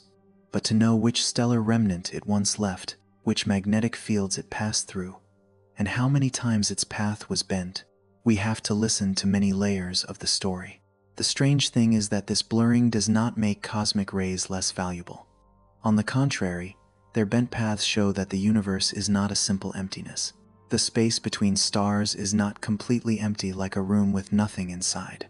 It contains thin gas, dust, plasma, magnetic fields, turbulent regions created by the birth and death of stars, and invisible structures strong enough to affect particles across very long distances.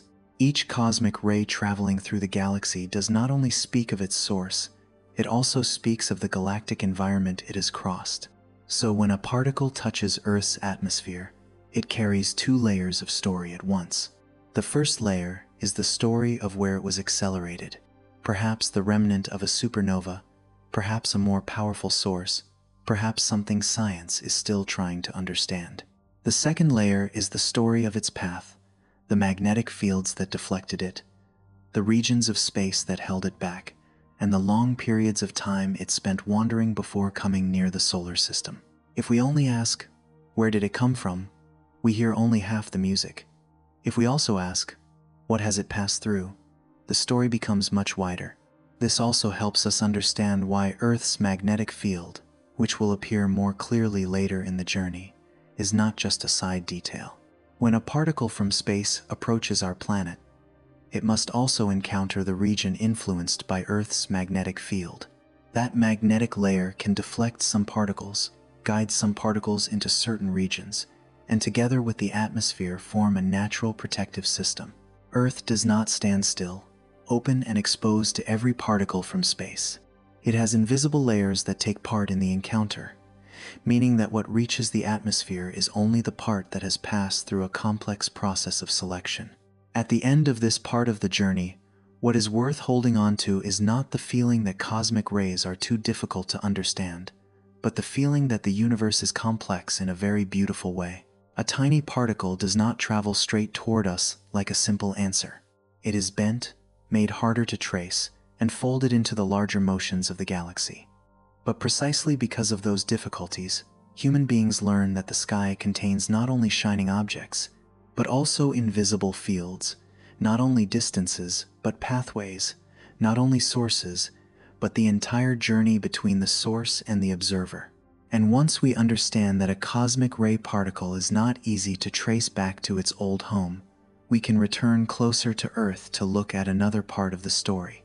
After wandering through the galaxy, after being deflected by magnetic fields, after crossing vast regions of space, a particle finally enters the region influenced by our planet. There, Earth is not merely a passive point, receiving something in the dark.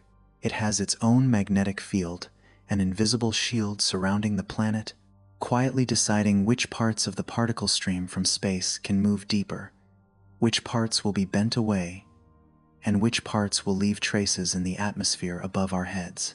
After a very long journey through the space between stars, a cosmic ray particle finally enters the neighborhood of Earth. It may have been pushed away from a distant supernova remnant. It may have wandered through tangled magnetic regions in the Milky Way. It may have changed direction so many times that its starting point is no longer easy to read from its final path. But when it comes near our planet, it does not immediately meet the ground, and it does not immediately collide with the thicker layers of air below. Before the atmosphere becomes the place where it leaves its trace, the particle enters a larger, quieter, harder to notice protective region, Earth's magnetic field. From the ground, when we look up, we do not see this shield. It has no glowing outline like a glass dome. It does not cover the sky with an easily recognized color. We can pass through an ordinary afternoon, hear traffic on the road, watch clouds move past buildings, stand beneath a tree after the rain, and never feel that around the planet there is an invisible structure extending far into space. But not feeling it does not mean it does not exist. Earth's magnetic field is a quiet part of the living conditions on this planet, like an invisible layer of order that human beings only recognize when we learn to look through compasses, satellites, magnetic measurements, and phenomena that happen high in the atmosphere. The origin of this shield lies deep inside Earth. Our planet is not a completely cold, dead rock. Beneath the thin crust where we live are hot, dense layers of material, and in the outer core, molten metal is in motion. Those moving currents, combined with Earth's rotation, create something like a natural electric generator, producing the planet's magnetic field. We do not need to turn this into a complicated lesson in geophysics. It is enough to understand that beneath the continents, oceans, cities, and rain-wet roads, Earth is still working from within, and that deep hidden motion helps create a region of influence reaching outward into space. If you hold a compass in your hand, the needle turns toward a certain direction because it is responding to that magnetic field. This is the most familiar way we can see something that is otherwise invisible. The small compass needle on a table, on a forest trail, or on the deck of a ship is actually reacting to a vast structure surrounding the entire planet. The same magnetic field that makes a compass point can also act on charged particles arriving from space. A cosmic ray proton, a helium nucleus, or other charged particles cannot completely ignore this magnetic region. As they come near Earth, their paths can be bent, shifted, or, in some cases, guided along certain regions around the planet. This is what makes Earth different from a bare stone sitting in empty space. This planet does not simply stand still and allow everything from the universe to strike it in the same direct way. It has a magnetosphere around it, meaning the region of space where Earth's magnetic field is strong enough to shape the motion of many charged particles. On the side facing the Sun, the magnetosphere is compressed by the solar wind. Behind Earth, it stretches far away into a magnetic tail, like an invisible cloak blown backward by the stream of particles from the sunday. This shape is not fixed like a solid object.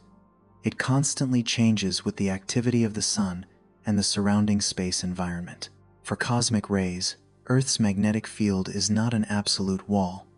Very high-energy particles can still move deep into the atmosphere because they are too powerful to be completely bent away. But for many charged particles at lower energy levels, the magnetic field can change their path significantly. It is like an invisible current flowing around an island. Weaker drifting leaves may be carried around, pushed aside, or prevented from reaching the shore in a straight line, while objects arriving with greater momentum can still pass through the current and come closer.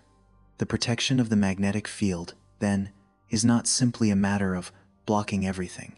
It filters, bends, and changes the way particles from space encounter the planet. This also helps explain why Earth's polar regions have a special role. Magnetic field lines do not surround the planet in a simple spherical pattern. They emerge from and return to the planet near the two magnetic polar regions. In those areas, some charged particles from space, especially particles connected to solar activity, can travel along magnetic field lines down into the upper atmosphere more easily than they can near the equator. That is part of the reason auroras often appear around the polar regions, where energetic particles collide with gases in the atmosphere and make them glow. With cosmic rays from deep space, the story has more layers, but the general principle still suggests the same thing. The magnetic field is not just an even protective layer. It is a structure with shape, direction, regions that are easier to pass through, and regions that are harder to pass through. There is a very strange beauty in this. The thing that protects Earth from many effects of space does not appear as a thick wall, but as an invisible music of magnetic field lines. It does not seal the planet away from the universe, because if Earth were completely sealed, we would not receive light, observe particles, or learn so much about space. But it also does not leave the planet fully exposed. It creates a transition region where streams of particles from outside meet Earth's magnetic structure before some of them continue into the atmosphere. That transition is what makes the encounter between cosmic rays and the planet more subtle than a simple collision.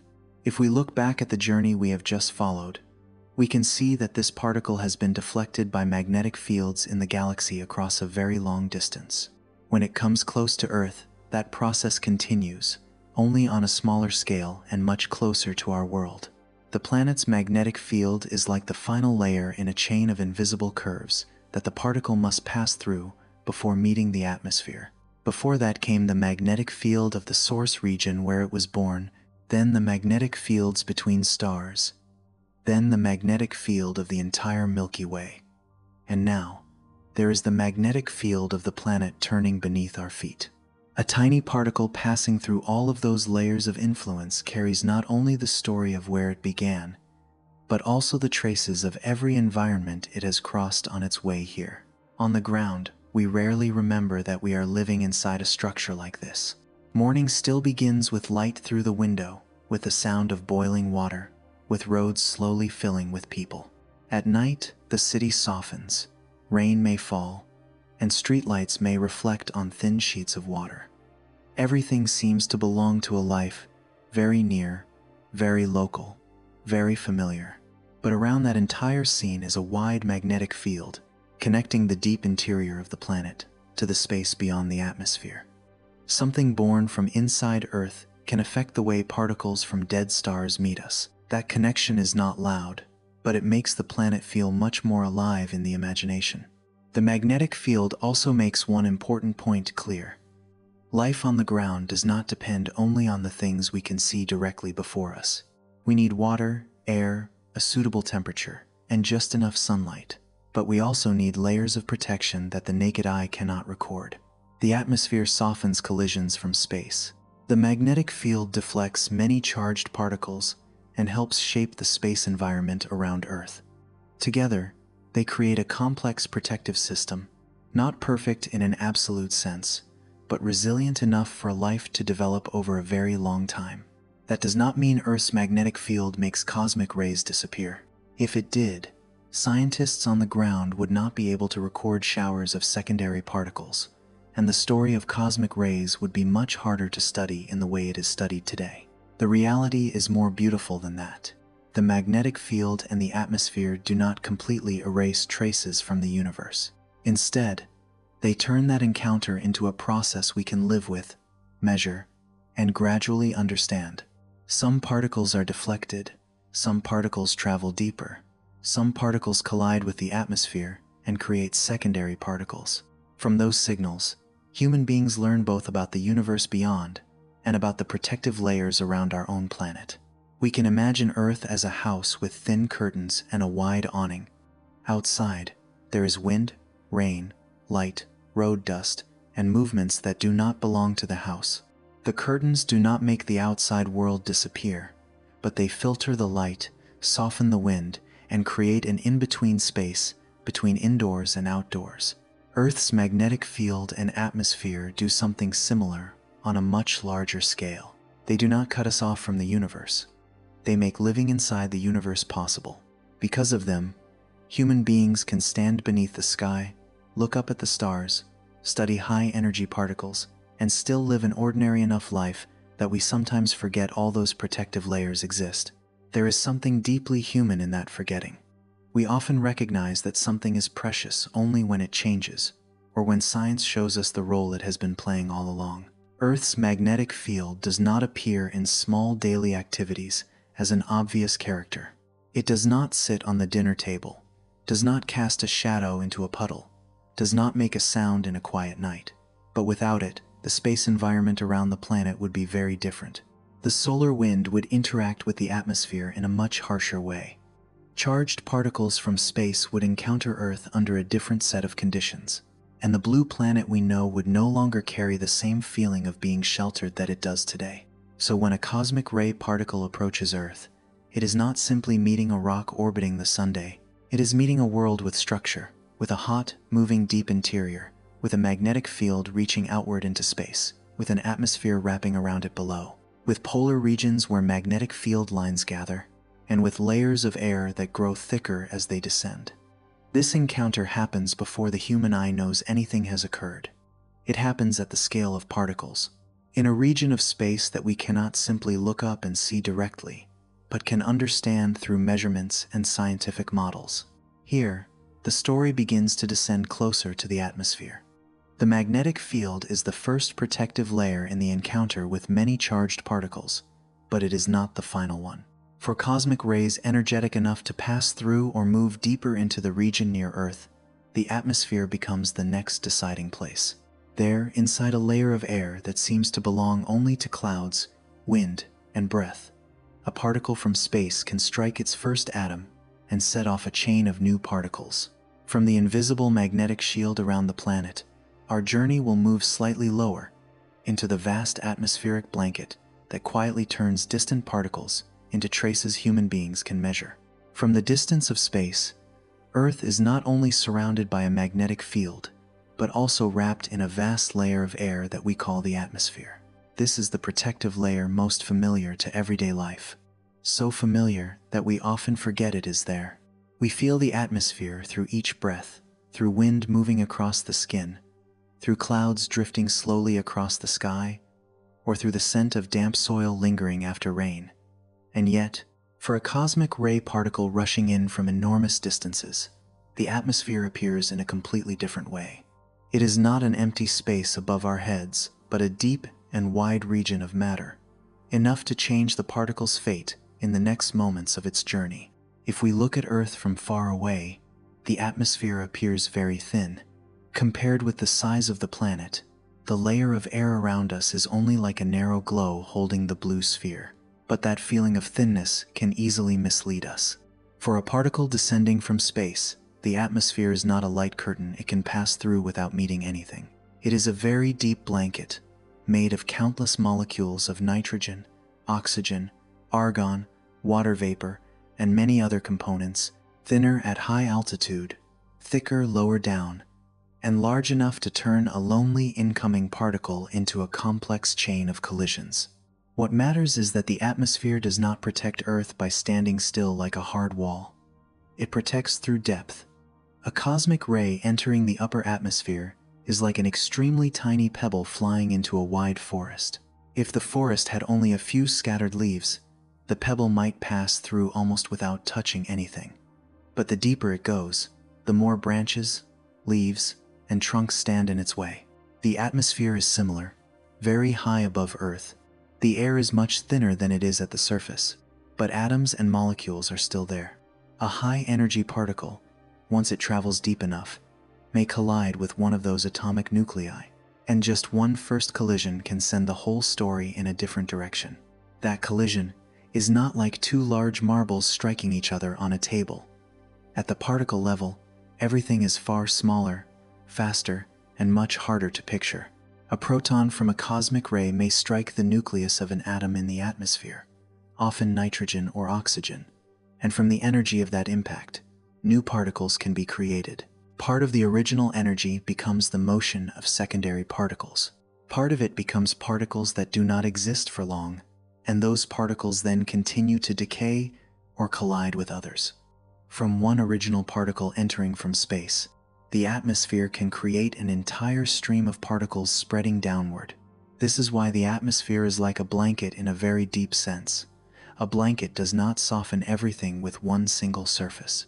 It softens through many tiny fibers layered together, through thickness, through the ability to spread force out. The atmosphere softens high-energy particles in a similar way. It does not necessarily stop the first particle right at the outermost edge, but over a long enough path, through continuing collisions and decays, the energy of the original particle is divided, dispersed, and turned into many smaller traces. What enters is one very powerful particle. What moves lower down is often a shower of secondary particles that has become very different from the original visitor. This also helps us understand why life on the ground can remain peaceful beneath a sky that is always receiving particles from space. Without the atmosphere, Earth's surface would meet the space-laying environment in a much more direct way. But because a deep layer of air surrounds us, most of the intense collisions happen high above, far from the ground. The original particles from space usually do not descend unchanged from the moment they enter the atmosphere. They are transformed, their story is broken into smaller pieces, and they become other particles that scientific instruments can measure. In this way, the atmosphere is both a protective layer and a place of translation. It translates an invisible particle from the universe into a chain of signs that human beings can learn to read. There is a very particular beauty in that role. We often think of the atmosphere as the place of weather, of clouds, rain, monsoons, storms, fog, blue mornings, and red sunsets. All of that is true. But the atmosphere is also a vast natural laboratory, always working above our heads.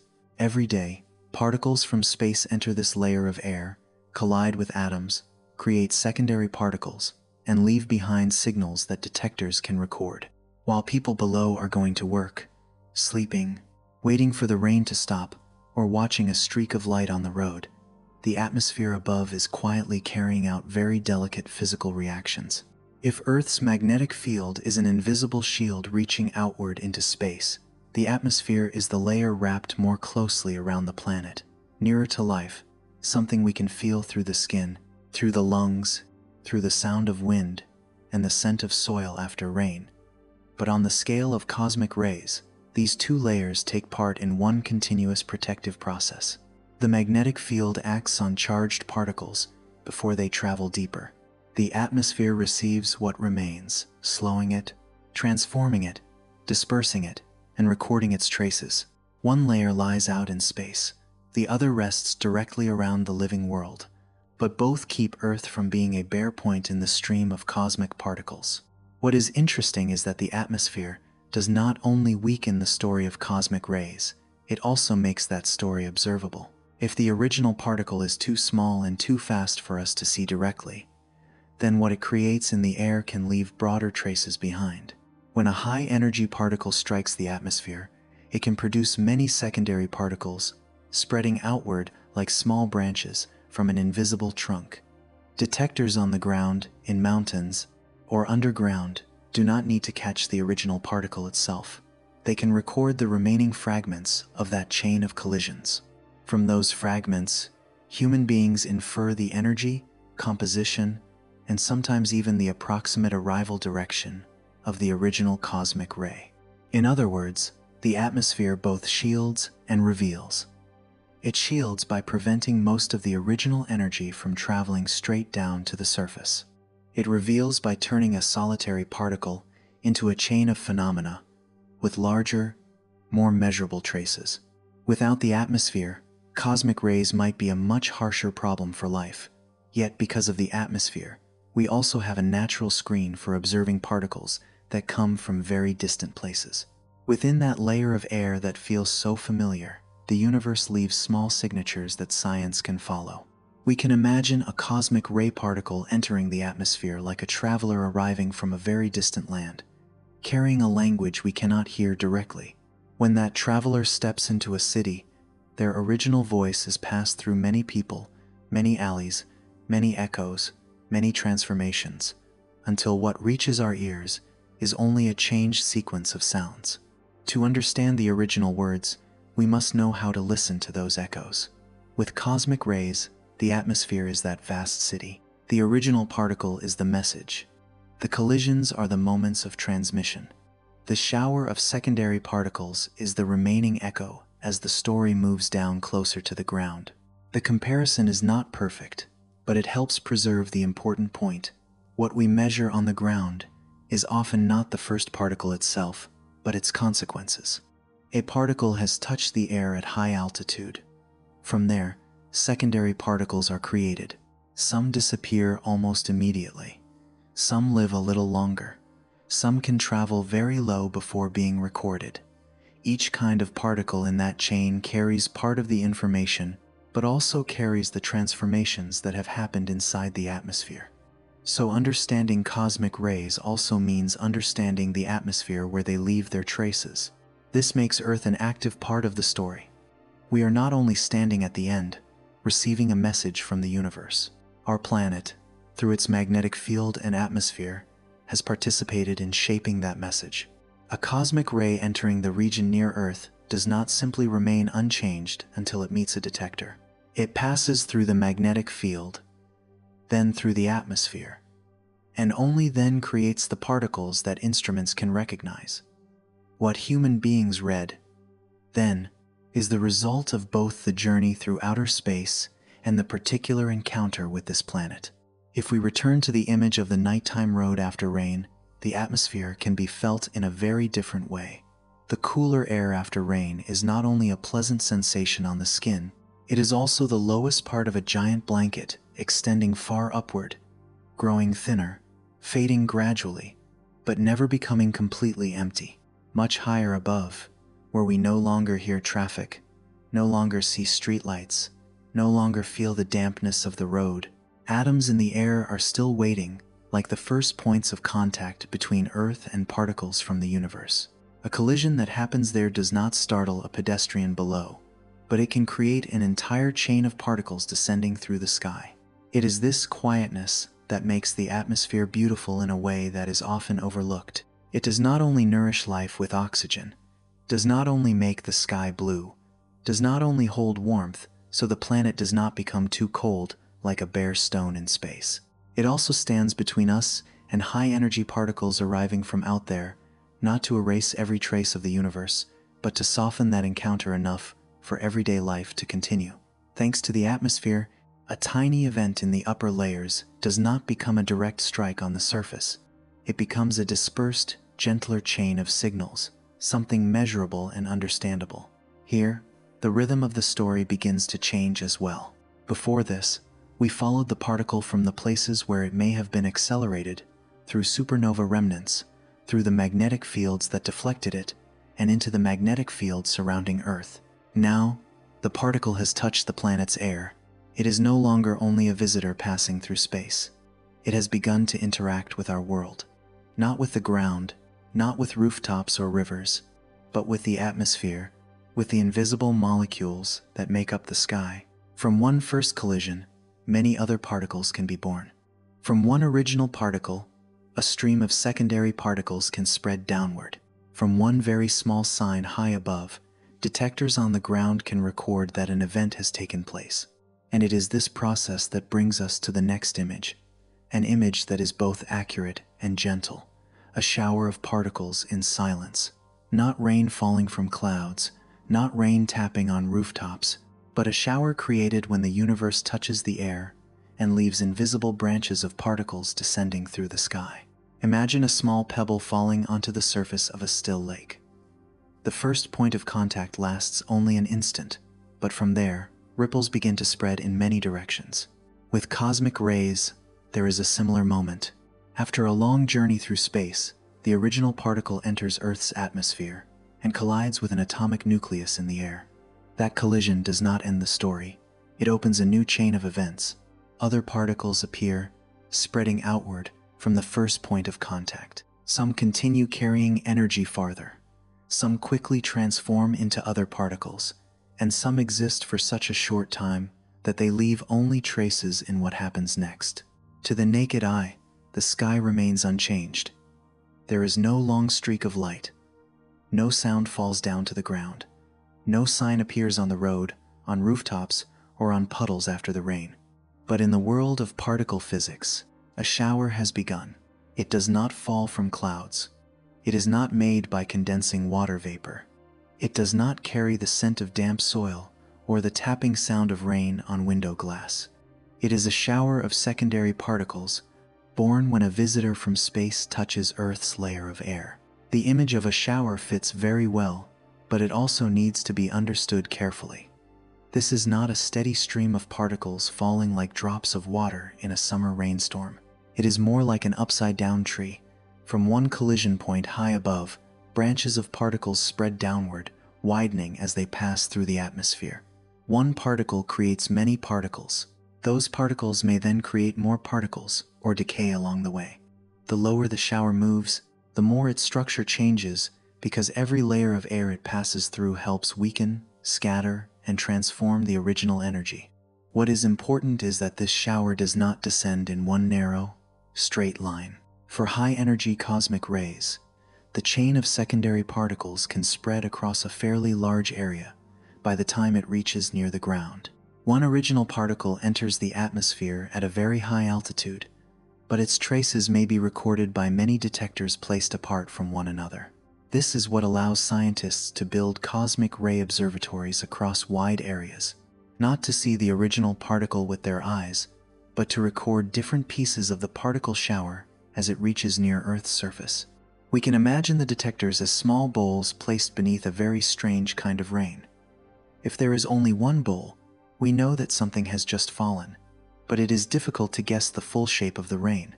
If many bowls are spread across an area of land, each one recording when and how much water falls into it, we can begin to infer which direction the rain came from, how strong it was, and how widely it spread. The particle shower is similar.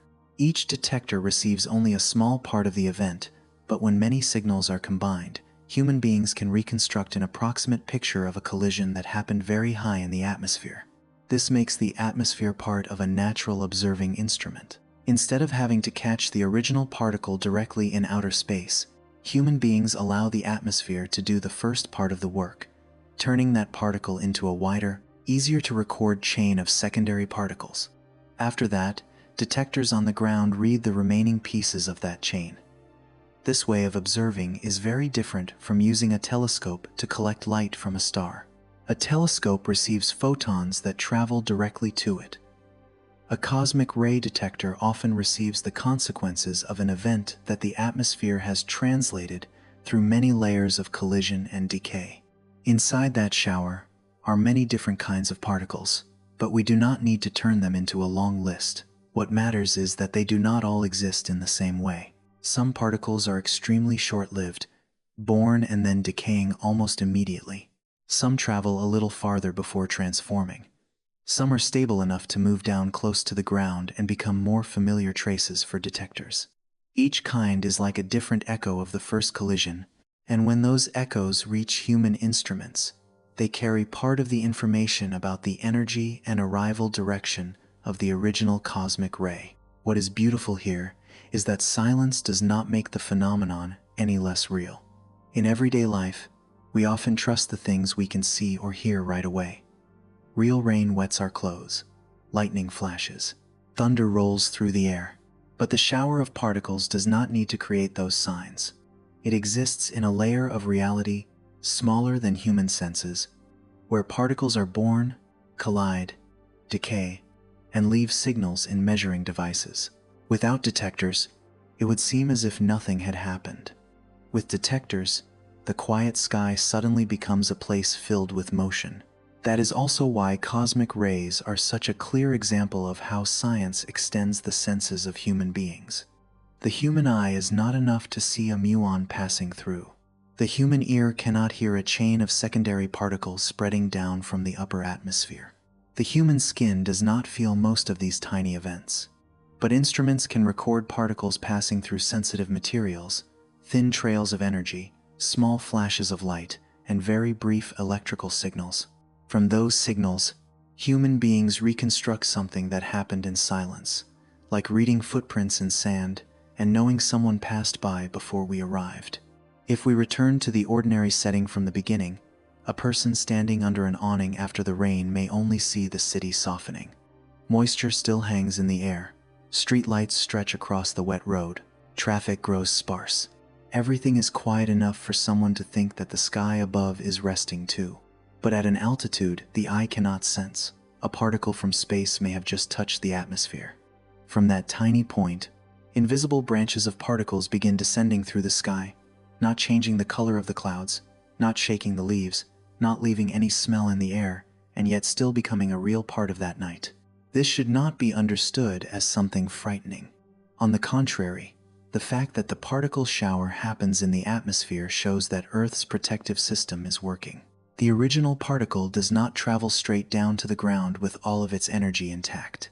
The atmosphere has dispersed that story, turned it into many other particles, and reduced much of its effect before the remaining traces reach lower regions.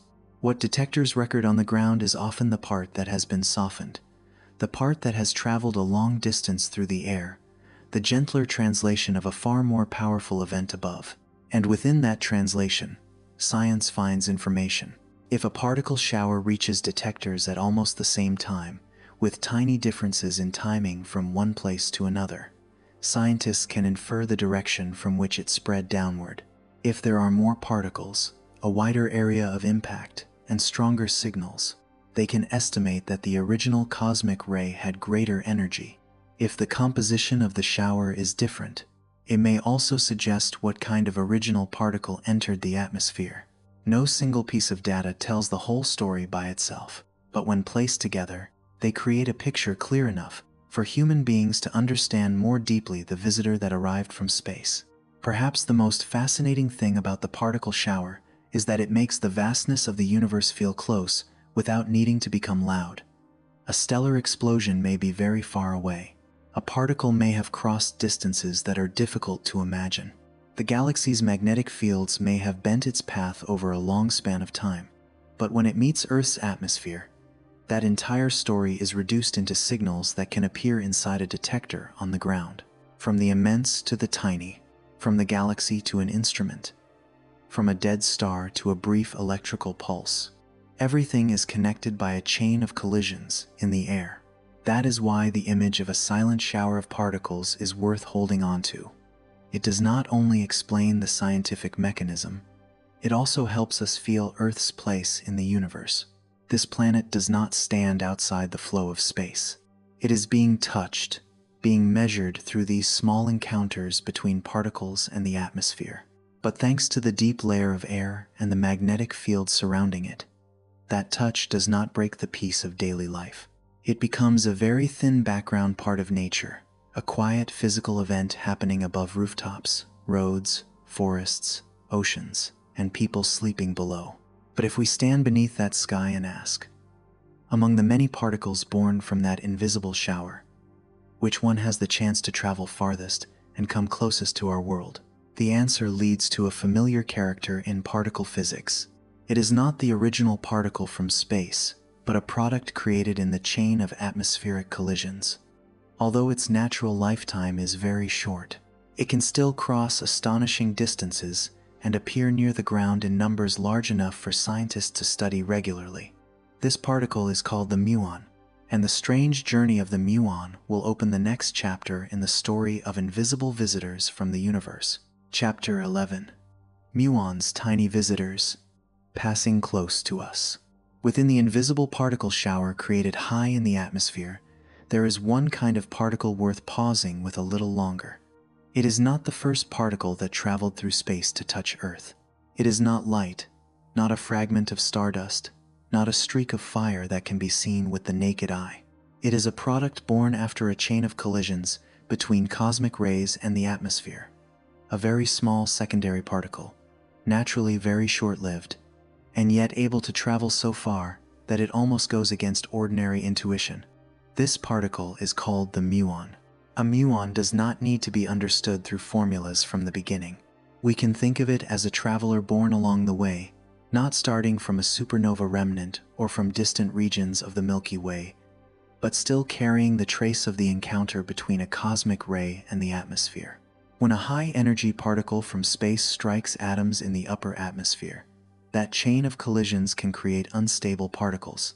Some of those particles quickly decay, and from those decays, muons appear.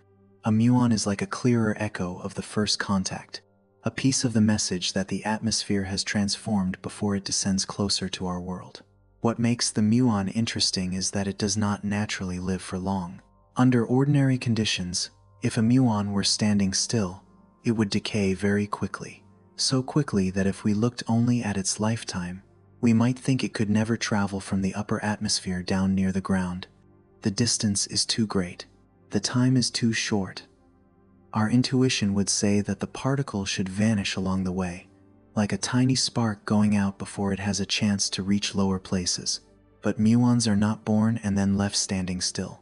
They are created in high-energy processes and often move at speeds very close to the speed of light. At speeds like that, an effect from relativity becomes important. Time for a fast-moving particle does not pass in the simple way we experience it in daily life. From our point of view on the ground, the muon seems to have enough time to cross a long distance before it decays. We do not need to enter the formulas. It is enough to hold on to the main idea. Because muons move extremely fast, nature allows them to travel much farther than we would predict using ordinary intuition alone.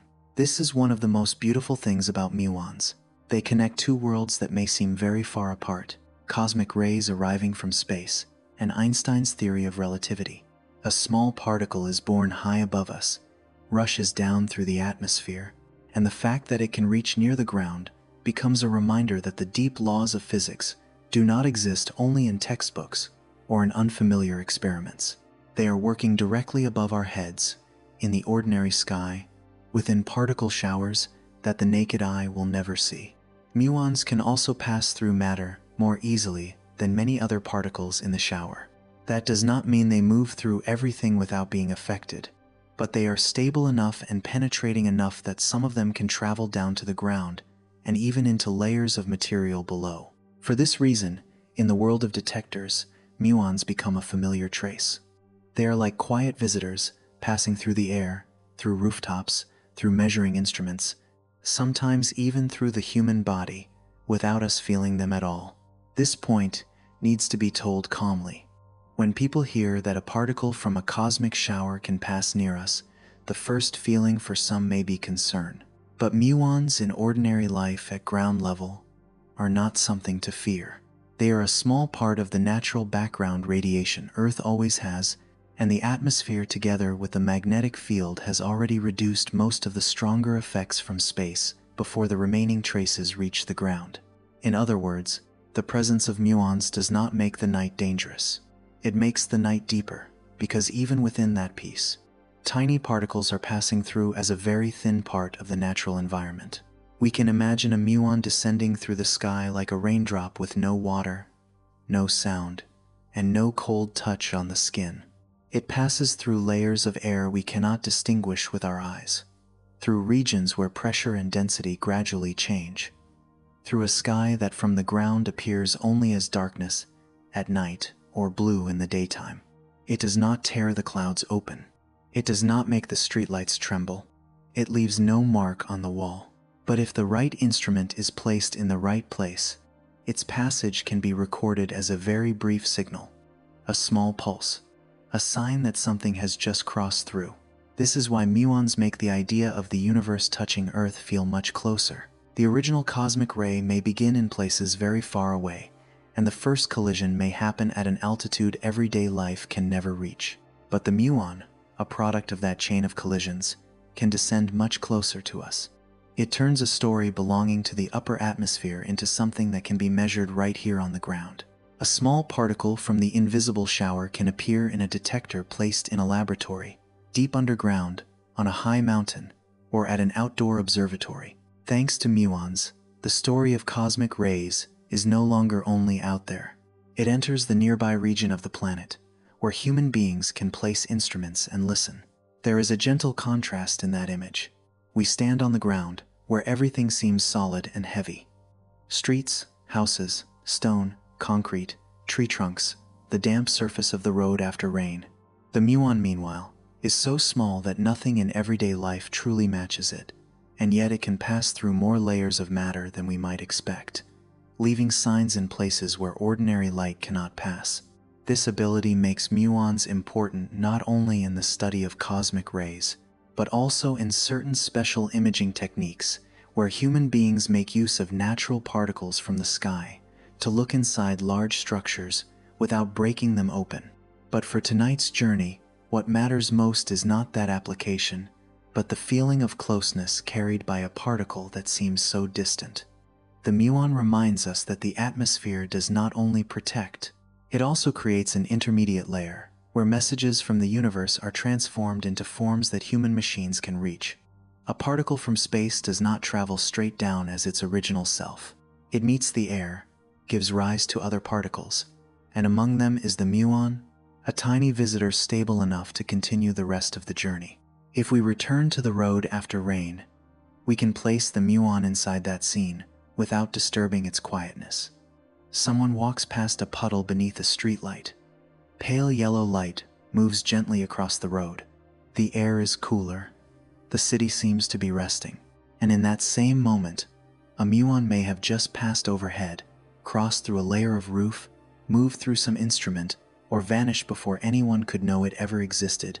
It does not change the night in any way the senses can notice, but its presence means that the night is not completely separate from the distant events that created the particle shower high above. Muons also make time feel strange. Human life is measured in hours, days, seasons, and years. A rainstorm may last a few minutes or a few hours. A late train passes by in a few seconds and then fades from hearing. But for a muon, its natural lifetime is only an extremely brief moment. And yet, within that short moment, because it moves close to the speed of light, it can cross a significant part of the atmosphere. A particle lifetime so short that it cannot compare with human life, and still long enough to connect the upper sky to the ground. That makes the ideas of short and long become much softer when we step into physics. We may never feel a muon passing through. No one stops in the middle of the street because a muon has just appeared. No personal memory is created by such a tiny particle. But science does not need sensory memory in order to know that something is real. It needs traces. And muons leave traces clear enough in detectors for human beings to understand that the particle shower in the atmosphere is not only an abstract idea, it is a process happening continuously, steady enough to be measured, subtle enough to require instruments, and close enough to remind us that the universe does not exist only in distant astronomical images. From muons, the story begins to move into another layer, how human beings learn to see things that cannot be seen. Cosmic rays do not appear to the eye. Muons do not leave bright streaks in ordinary air. Particle collisions do not tell their stories in familiar language. So human beings had to create ways for their traces to become clearer. Observation chambers, sensitive materials, detectors that can turn the passage of a particle into a signal. In a gentle sense, the science of cosmic rays is the art of giving the invisible a chance to leave a shape behind. A particle passes through the air, and no one knows. But if it passes through the right instrument, it can leave a track, a tiny flash, a brief electrical pulse. From those humble signs, human beings begin to reconstruct an entire journey.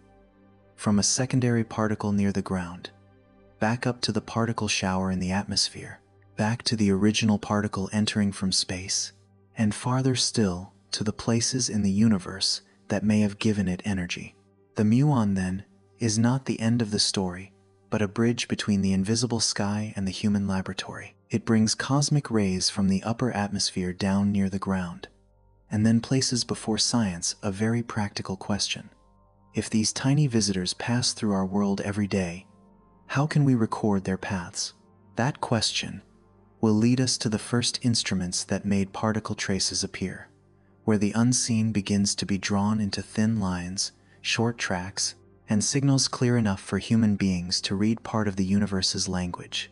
Within the invisible shower of particles created high in the atmosphere, there is one particular kind of particle worth pausing over a little longer. It is not the original particle that traveled through space before reaching Earth, nor is it light, a fragment of stardust, or a fiery streak visible to the naked eye. It is produced after a chain of collisions between cosmic rays and the atmosphere, a tiny secondary particle that is naturally very short-lived, yet can travel so far that it seems to defy ordinary intuition. This particle is called the muon. We do not need to begin with equations to understand a muon. We can think of it as a traveler born along the way. It does not begin its journey in a supernova remnant or some distant region of the Milky Way, but it carries the trace of an encounter between a cosmic ray and the atmosphere. When a high-energy particle from space collides with atoms in the upper atmosphere, the resulting chain of interactions can create unstable particles. Some of them quickly decay, and from those decays, muons emerge. A muon is like a clearer echo of the first collision, a fragment of the message transformed by the atmosphere before continuing downward toward our world. What makes the muon so interesting is that it does not naturally live very long. Under ordinary conditions, if a muon were at rest, it would decay extremely quickly, so quickly that, based on its lifetime alone, we might assume it could never travel from the upper atmosphere to anywhere near the ground. The distance seems too great and the time far too short. Our intuition tells us that the particle should disappear somewhere along the way, like a tiny spark fading before it can reach the lower air. But a muon is not created and left standing still. It is born in a high-energy process and usually travels at a speed very close to the speed of light. At such speeds, an effect described by relativity becomes important. Time does not pass for a rapidly moving particle in the same simple way we experience it in everyday life. From our perspective on the ground, the muon appears to have more time to cross a great distance before it decays. We do not need an equation to hold on to the central idea. Because the muon moves extraordinarily fast, nature allows it to travel much farther than ordinary intuition would predict. This is one of the most beautiful things about muons. They connect two worlds that might seem far apart: cosmic rays arriving from space and Einstein's theory of relativity. A tiny particle is created high above, rushes downward through the atmosphere, and the very fact that it can reach close to the ground reminds us that the deepest laws of physics do not exist only in textbooks or unfamiliar experiments. They are at work directly above us, in an ordinary sky, within showers of particles that the human eye will never see. Muons can also pass through matter more effectively than many other particles in the shower. This does not mean they move through everything without being affected, but they are stable and penetrating enough that some reach the ground and even enter layers of material beneath it. For this reason, muons are a familiar presence in particle detectors. They are like quiet visitors passing through the air, through rooftops, through measuring instruments, and sometimes through the human body without our ever feeling them. This is something to describe calmly. Hearing that a particle from a cosmic shower can pass close to us may initially make some people uneasy. But muons at ground level are not something to fear in ordinary life. They are a small part of Earth's natural background radiation, while the atmosphere and magnetic field have already reduced most of the stronger effects arriving from space before the remaining traces reach the surface.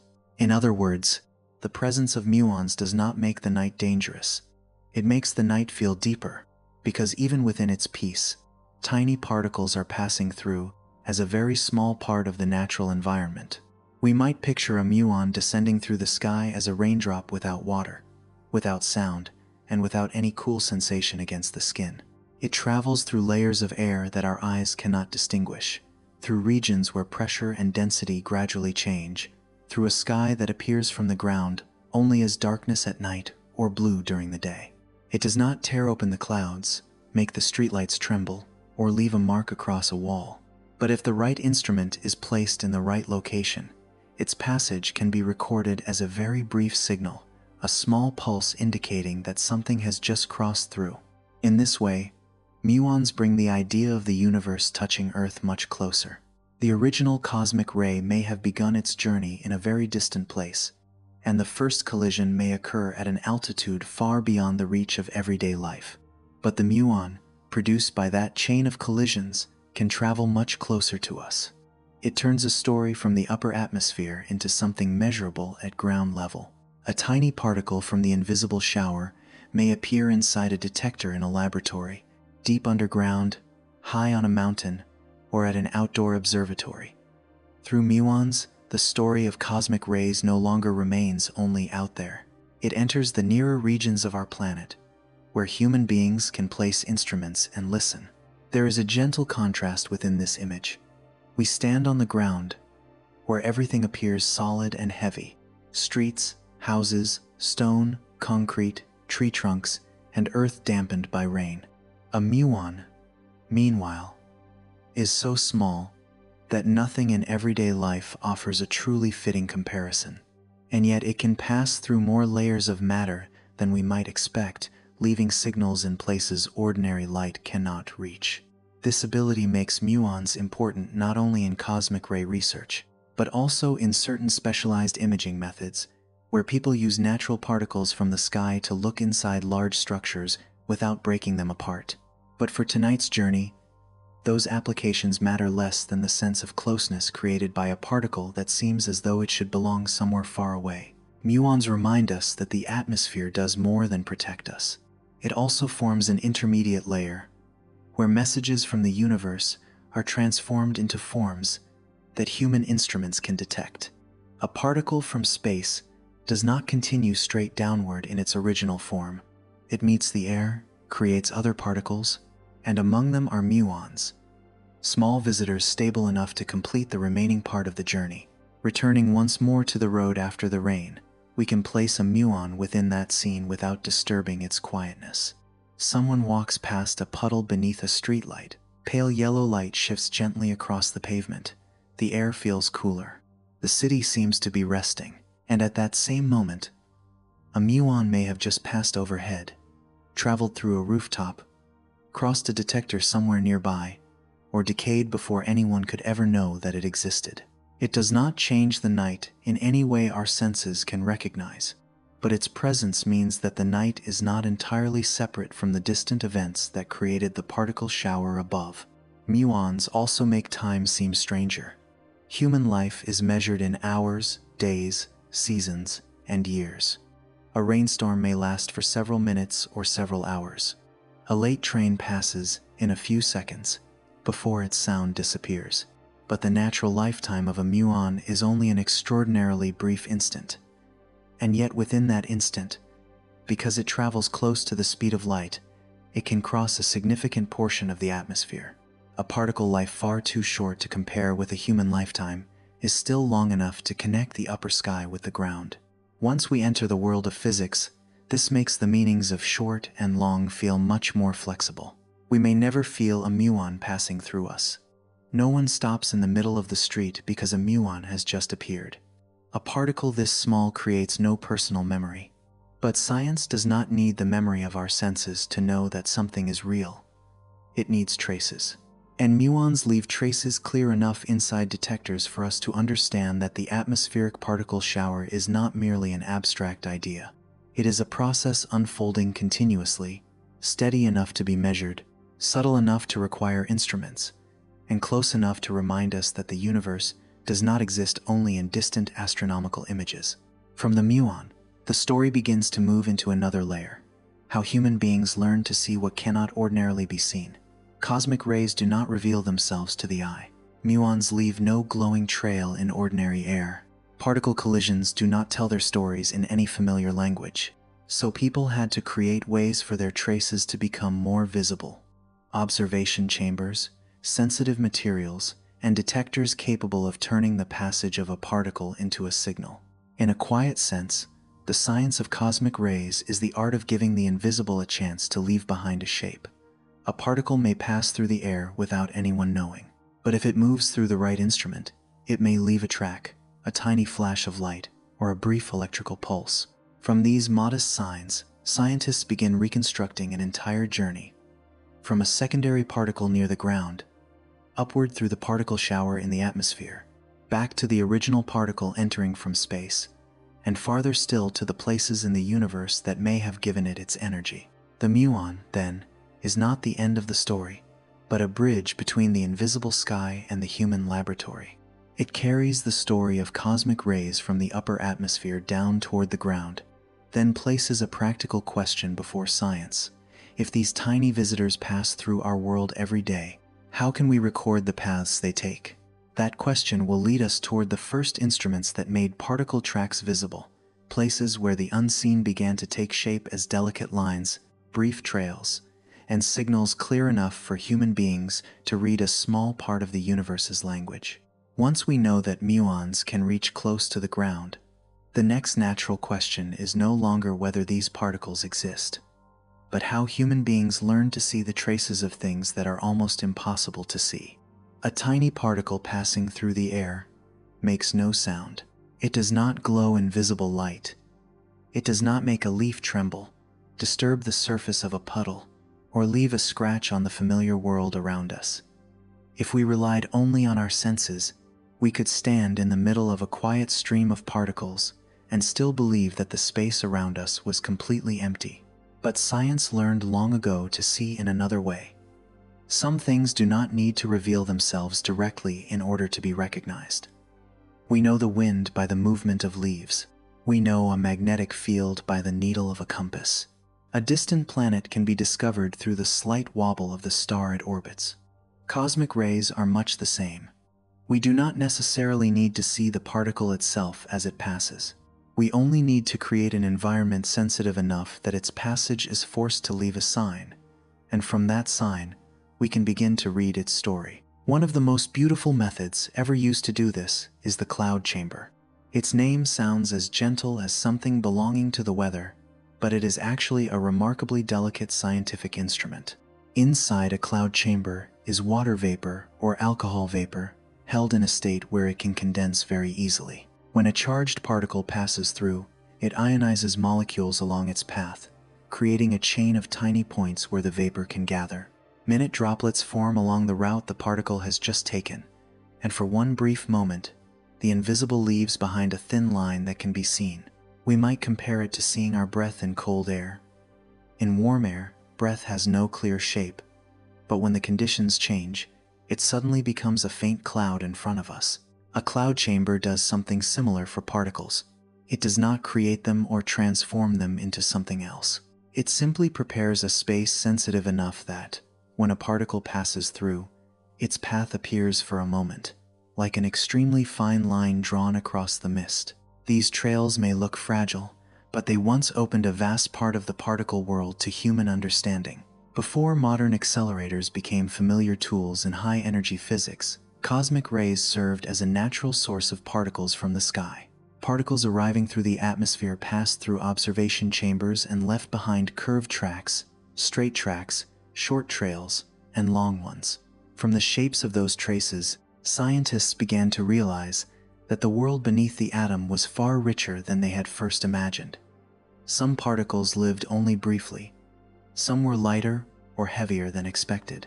Some traces did not match anything already known, forcing physics to expand its language. This gives cosmic rays a special place in the history of science. They were not only a mystery that needed to be explained, they also became a tool that helped human beings explore matter more deeply.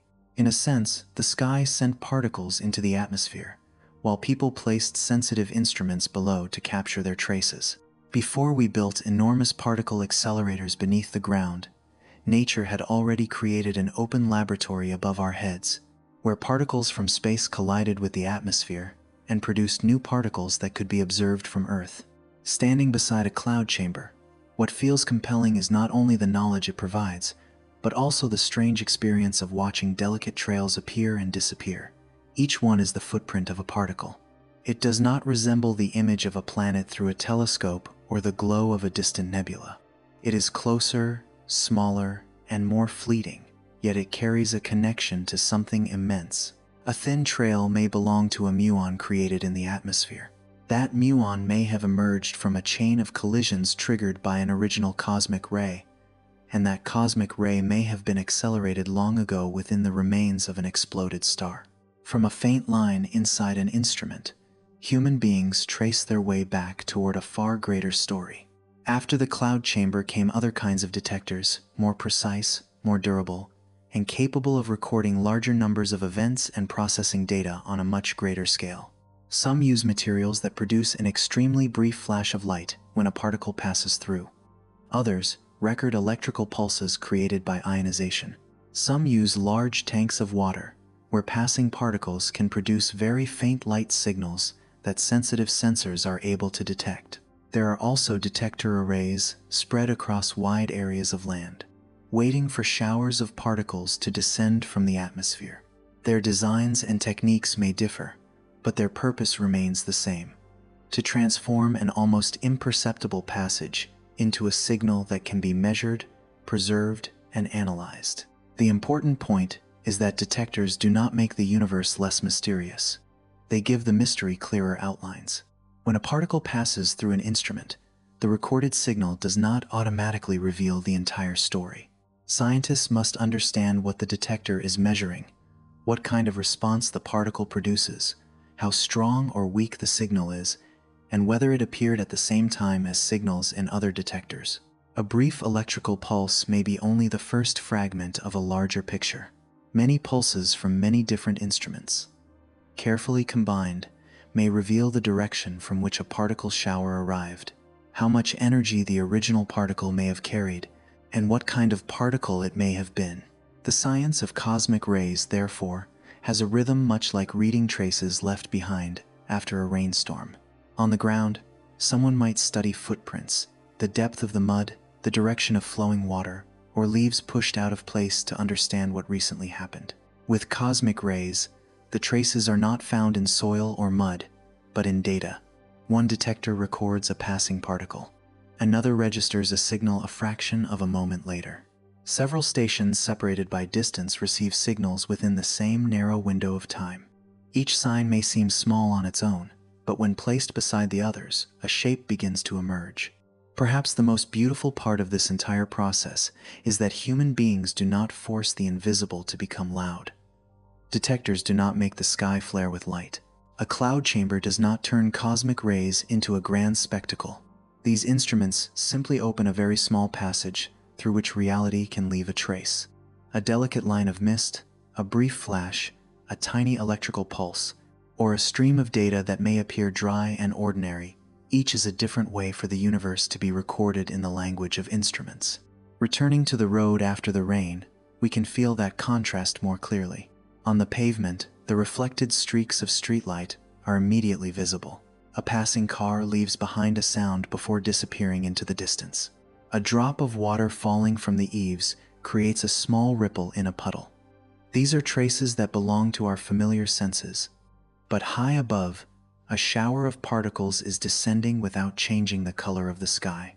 To see it, we need a different kind of puddle, not water on the road, but an instrument sensitive enough that a passing particle cannot remain completely silent. The cloud chamber was once such a place for science, a place where invisible particles revealed the paths they had taken. Modern detectors continue that role through more sophisticated methods. They not only tell us that a particle has passed, but also help scientists build statistical maps, measure energy, distinguish between different kinds of events, and compare observations from many parts of the world. Because of this, cosmic rays are no longer merely a mysterious stream of particles inferred from atmospheric ionization, as they were in the earliest days. They have become a true field of observation, supported by instruments, data, and questions that grow clearer with every new trace. However, the more human beings learn to measure, the more they realized that understanding cosmic rays was anything but simple. The original particle is deflected by magnetic fields. The atmosphere transforms it into a shower of secondary particles. Detectors record only part of that shower. Each stage of the journey makes the story both more visible and more complex. To work backward from a signal inside a detector to its original source, science must retrace many layers, from traces near the ground to the particle shower, from that shower to the first collision in the atmosphere, from that collision to the original particle from space, and finally, from that particle to the environments that may have accelerated it.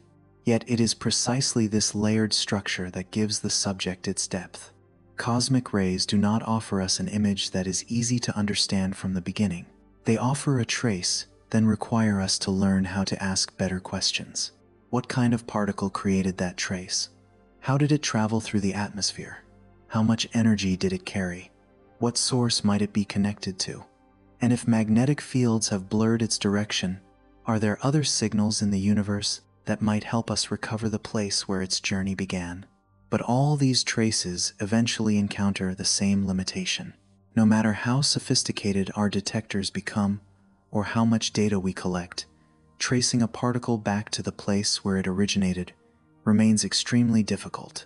Charged particles do not travel through the universe along perfectly straight paths. Magnetic fields bend their trajectories throughout their long journeys. It is like trying to find the source of a stream after it has flowed through countless twists and turns. For this reason, rather than studying only the particles themselves, scientists began searching for other signals that might accompany them. If certain regions of the universe are powerful enough to accelerate particles to extremely high energies, they may also produce distinctive forms of radiation. Among these, gamma rays stand out as an especially important possibility, not because they can answer every question, but because they can carry information about the extreme environments where particles are accelerated. In other words, if cosmic rays leave footprints along the road, gamma rays may be like light shining from the place where the journey began. And it is through this high-energy light that the next part of the story will begin. Some traces become clearer as they come closer to us, yet their origins seem to grow more distant. A muon passing through a detector at ground level can be recorded quite clearly. A tiny electrical pulse may appear in the data, and a particle shower can be reconstructed from signals collected by several observing stations. But when we follow those clues backward up through the atmosphere, past the first collision, and toward the original particle that entered from space, the story begins to fade at its most important point. Where in the universe was that particle first given its energy? There is a curious paradox in the study of cosmic rays. Every particle that reaches Earth carries part of the story of where it came from. Yet its immense journey makes that story difficult to read. From their measurements, scientists can determine how much energy a particle carries, what kind of particle it is, and the direction from which it entered the atmosphere. Each of these is a valuable clue. If the particle traveled directly from its source to the observer, its direction of motion alone might act like an arrow pointing back toward where it began. But cosmic rays are rarely given such a simple journey. Most cosmic ray particles carry an electric charge, and throughout the spaces between stars and between galaxies, magnetic fields are everywhere. They may not seem powerful in the way a magnet on a desk does, but they extend across enormous distances. As a charged particle rushes through these magnetic regions, its path is bent little by little. Each deflection may be very small, but over thousands or millions of years, and across distances almost impossible to imagine, those tiny changes accumulate into a winding journey. By the time a particle finally reaches Earth's atmosphere, the direction in which it is traveling may no longer point toward the place where it began. It is like a traveler who has passed through countless intersections, changed trains at many stations, and followed one detour after another. We may meet that traveler at the end of the journey, but the direction of the final footsteps cannot tell us exactly where home lies. This is what makes the search for the origins of cosmic rays such a distinctive problem. Scientists cannot simply examine an arriving particle and retrace its route as they might follow a trail of smoke through the air. Too much of the path has been blurred along the way.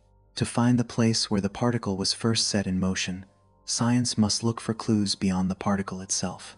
It must search around the possible source, and ask whether a natural accelerator somewhere in the universe would reveal other signs of its activity. A supernova remnant does not simply throw particles into space and then fall silent. It contains hot gas, shock waves, disturbed magnetic fields, and electrons and protons moving at very high energies. The region around a black hole is not merely a simple darkness either. Matter spirals inward, magnetic fields can become extraordinarily strong, and streams of energy may be launched far into space. If places like these are accelerating particles to tremendous speeds, they are unlikely to remain completely silent. If we study only the particles that reach Earth, the search for their origins resembles following the footprints of someone who has taken too many turns. The traces still exist, but the route back to the starting point becomes increasingly difficult to recognize. So scientists began searching for another kind of clue, not the particles rushing toward us, but signals emitted from the places where those particles may have been accelerated. One of the most important of these signals is gamma rays. When we look at the sky with our eyes, we see only a very small part of what the universe is producing. Many regions that appear dark and quiet are actually home to extremely violent processes, where matter is compressed, heated, and accelerated to enormous energies. Such environments often emit gamma rays, a form of light carrying far more energy than the visible light our eyes can detect. The same region of sky may therefore look like little more than a faint cloud or an unremarkable stellar remnant through an optical telescope, while instruments designed to observe gamma rays reveal a powerful source of energy still at work. Gamma rays open another layer of the cosmic map, one in which particle accelerators appear not through the familiar beauty of visible light, but through the signatures of extreme physical processes. What makes gamma rays especially valuable in this search is that they carry no electric charge. Because they are uncharged, galactic magnetic fields do not bend their paths the way they bend the paths of protons and atomic nuclei. A cosmic ray particle may leave its source and be redirected many times, but a gamma ray created near that source can travel more directly, preserving a clearer line back toward where it began. It is like a small light shining in the distance. It cannot tell us everything happening inside the house, but it can at least show us where activity is taking place.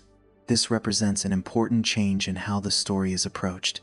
Instead of asking a particle that has lost its way where it came from, scientists begin searching the sky for places glowing with the light of particle acceleration.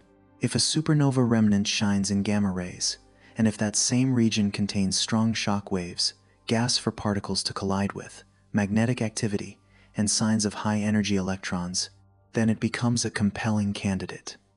It is not an absolute answer, but it is a place worth observing more closely and for a longer time. We might imagine a supernova remnant as a distant shoreline after a storm. The main storm has passed, and the brightest flashes of lightning have faded, but powerful waves are still striking the rocks, sand is still being carried away, and fragments are still turning in the water. From far away, we cannot see each individual grain of sand being lifted, but if a special kind of light flashed whenever those fragments collided, we would know where the water remained most violent. Gamma rays play a similar role in the story of cosmic rays. They are not the same particles that eventually reach Earth, but they may be produced where high-energy particles are interacting, revealing that the region is far from dormant. Even so, a bright signal does not mean that everything has become clear. Gamma rays can be produced in several different ways. When high-energy protons collide with gas, they can create a chain of new particles that soon produces gamma rays. But high-energy electrons can also generate gamma rays through other processes. The same high-energy light may reach us, even though the story behind it is different. For that reason, scientists cannot simply detect gamma rays and immediately declare that they have found the birthplace of cosmic rays. More data is needed. Comparisons must be made. Gamma-ray observations must be placed within the same picture as radio waves, X-rays, interstellar gas, the structure of the remnant, and models of particle motion. That patience makes the search even more beautiful. It is not a scene in which a scientist notices a bright point and announces that the mystery is over. It is more like standing outside a dark room and realizing that several narrow beams of light are escaping from within. One reveals high-energy electrons. Another hints at hot gas. Another shows a dense region of matter where protons may collide. Gamma rays provide one especially important beam, but they must be considered alongside all the others. Only when the clues begin pointing in the same direction does the picture gain real weight. Seen this way, a supernova remnant is no longer merely the image of a dead star. It becomes an active scene. Matter is still expanding. Shock waves are moving through gas and dust. Magnetic fields are being stretched and twisted. Tiny particles are trapped, pushed back and forth, given more energy, and eventually released into space. If gamma rays appear there in the expected pattern, they are like light leaking from a forge, revealing that heat remains inside, motion continues, and the process is still unfolding long after the greatest flame has faded. Perhaps the image of a forge fits better than the image of a simple explosion. A supernova flares brightly for a short time, but its remnant can keep working for far longer. In that forge, the shock waves are the hammer's rhythm. The magnetic fields are the lines of force holding particles near the acceleration region. The interstellar gas is the surrounding material, and the tiny particles are like minute fragments of metal being heated, driven, and given more motion. Gamma rays are not the hammer, and they are not the metal fragments either.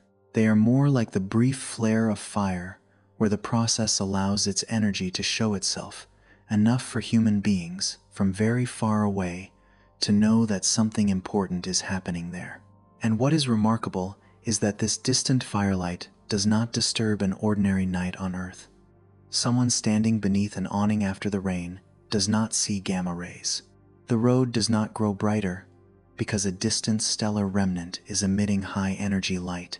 Puddles still reflect streetlights, not the signals that only specialized instruments can detect. And yet, at that same moment, a gamma-ray telescope may be recording high-energy photons from a distant region, while a detector on the ground may be capturing traces of the particle shower produced by cosmic rays. These two kinds of signals, one arriving as unseen light, the other arriving as particles transformed by the atmosphere, meet within human data. That is when the story begins to deepen. From the ground, we read the traces of particles. From the distant sky, we read gamma light. One is the consequence of a particle reaching Earth. The other is a sign that may come from the place where that particle was accelerated. If both fit within the same physical picture, then we are no longer measuring an isolated phenomenon. We begin to connect the beginning and the end of a journey, the place where a particle may have been awakened, the bent path it traveled, and the final trace it left when it reached the atmosphere. Of course, that connection is still not perfect. Some gamma-ray sources may not be the main sources of cosmic rays. Some cosmic rays are so energetic and so rare that supernova remnants within the Milky Way may not be enough to explain them all.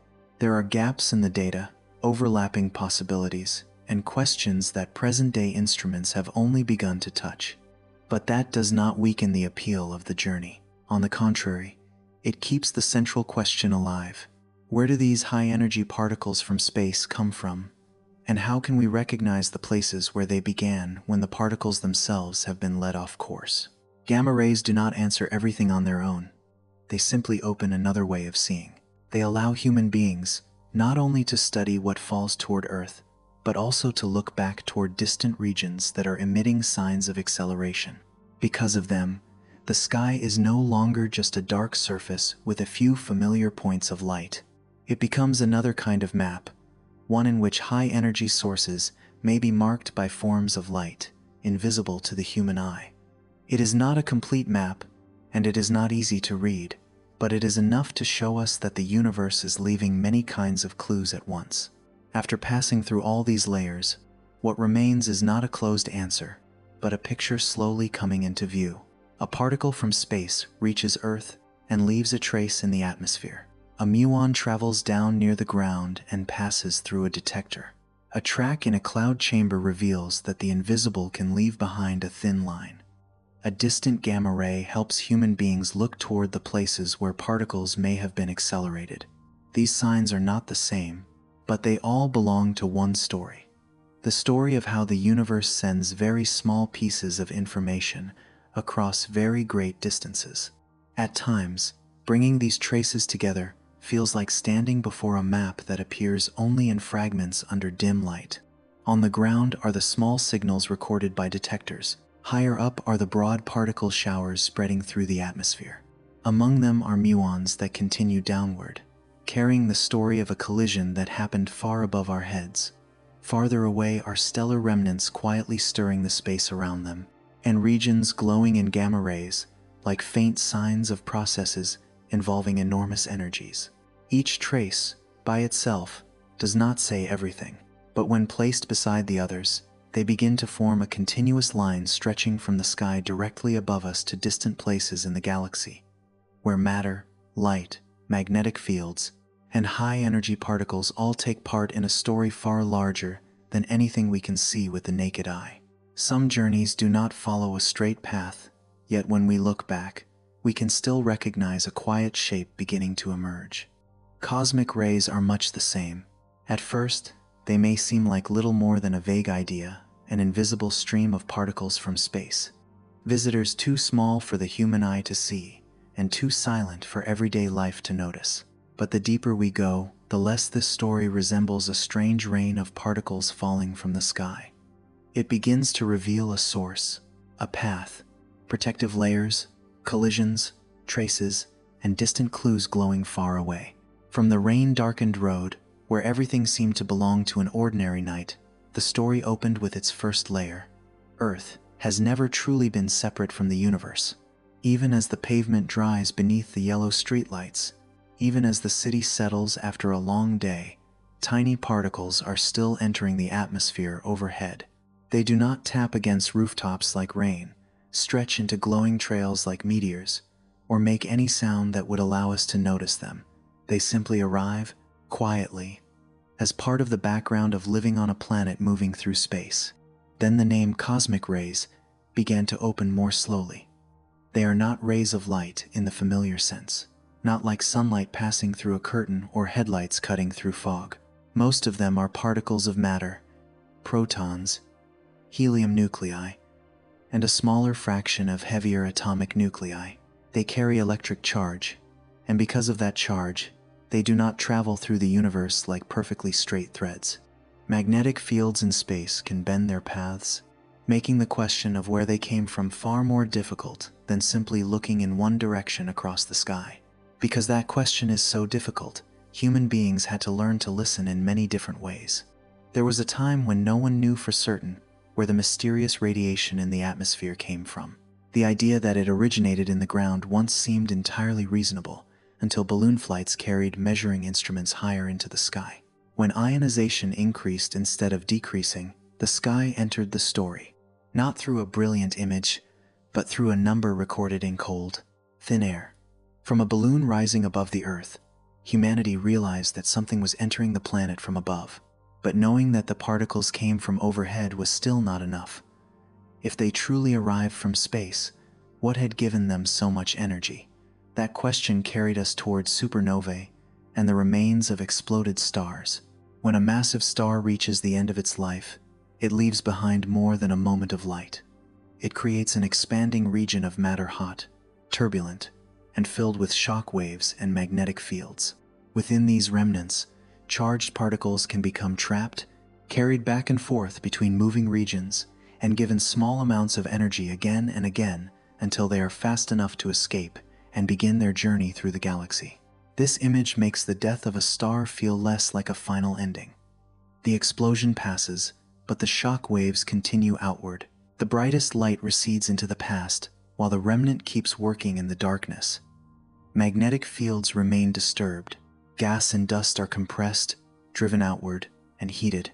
Tiny particles may continue gaining energy within a natural machine that has no walls, no control room, and no sound, yet is larger than anything human beings have ever built. Even after leaving the place where it was accelerated, a particle does not travel directly toward Earth. It wanders through the Milky Way, passing through magnetic fields that may be weak but extend across unimaginable distances, through environments that gradually bend its course. A particle may carry traces of its origin, yet the journey itself makes those traces harder to read. It arrives at Earth like a traveler who has passed through too many intersections, so that by the time we meet at the end of the journey, the direction of the final footsteps is no longer enough to tell us where home lies. Near Earth, the story continues. Our planet does not stand exposed within the stream of cosmic particles. Deep within its interior, the motion of molten material helps generate a magnetic field, and that field reaches outward into space as a vast protective region.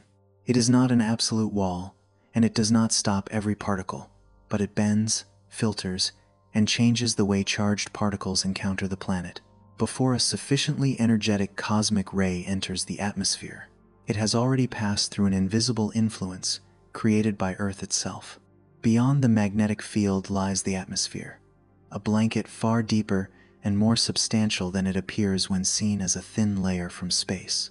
To us, the atmosphere is breath, clouds, wind, and the scent of wet earth after rain.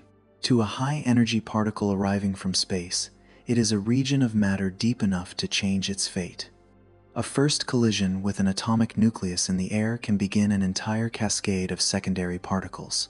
From a single original visitor, the atmosphere creates an invisible shower, one that does not wet the road or wake the city, but is entirely real within the world of detectors.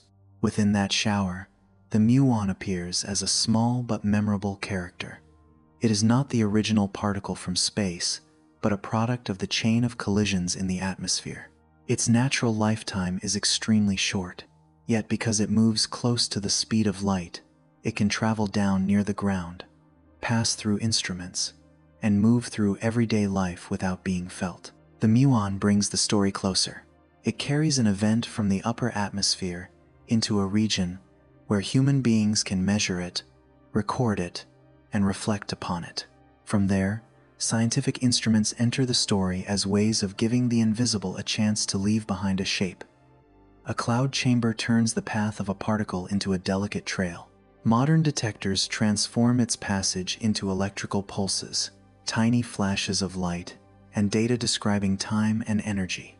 A particle does not tell its story in human language, but when it passes through a sufficiently sensitive environment, it leaves a trace. From that trace, scientists work backward, from the detector to the particle shower, from the shower to the collision in the atmosphere, from that collision to the original particle, and from the original particle to the places that may have accelerated it. But because magnetic fields deflect charged particles, science needs other clues as well. Gamma rays enter the story as a form of light invisible to the eye, a signal that may come from places where particles are being accelerated or interacting at high energies.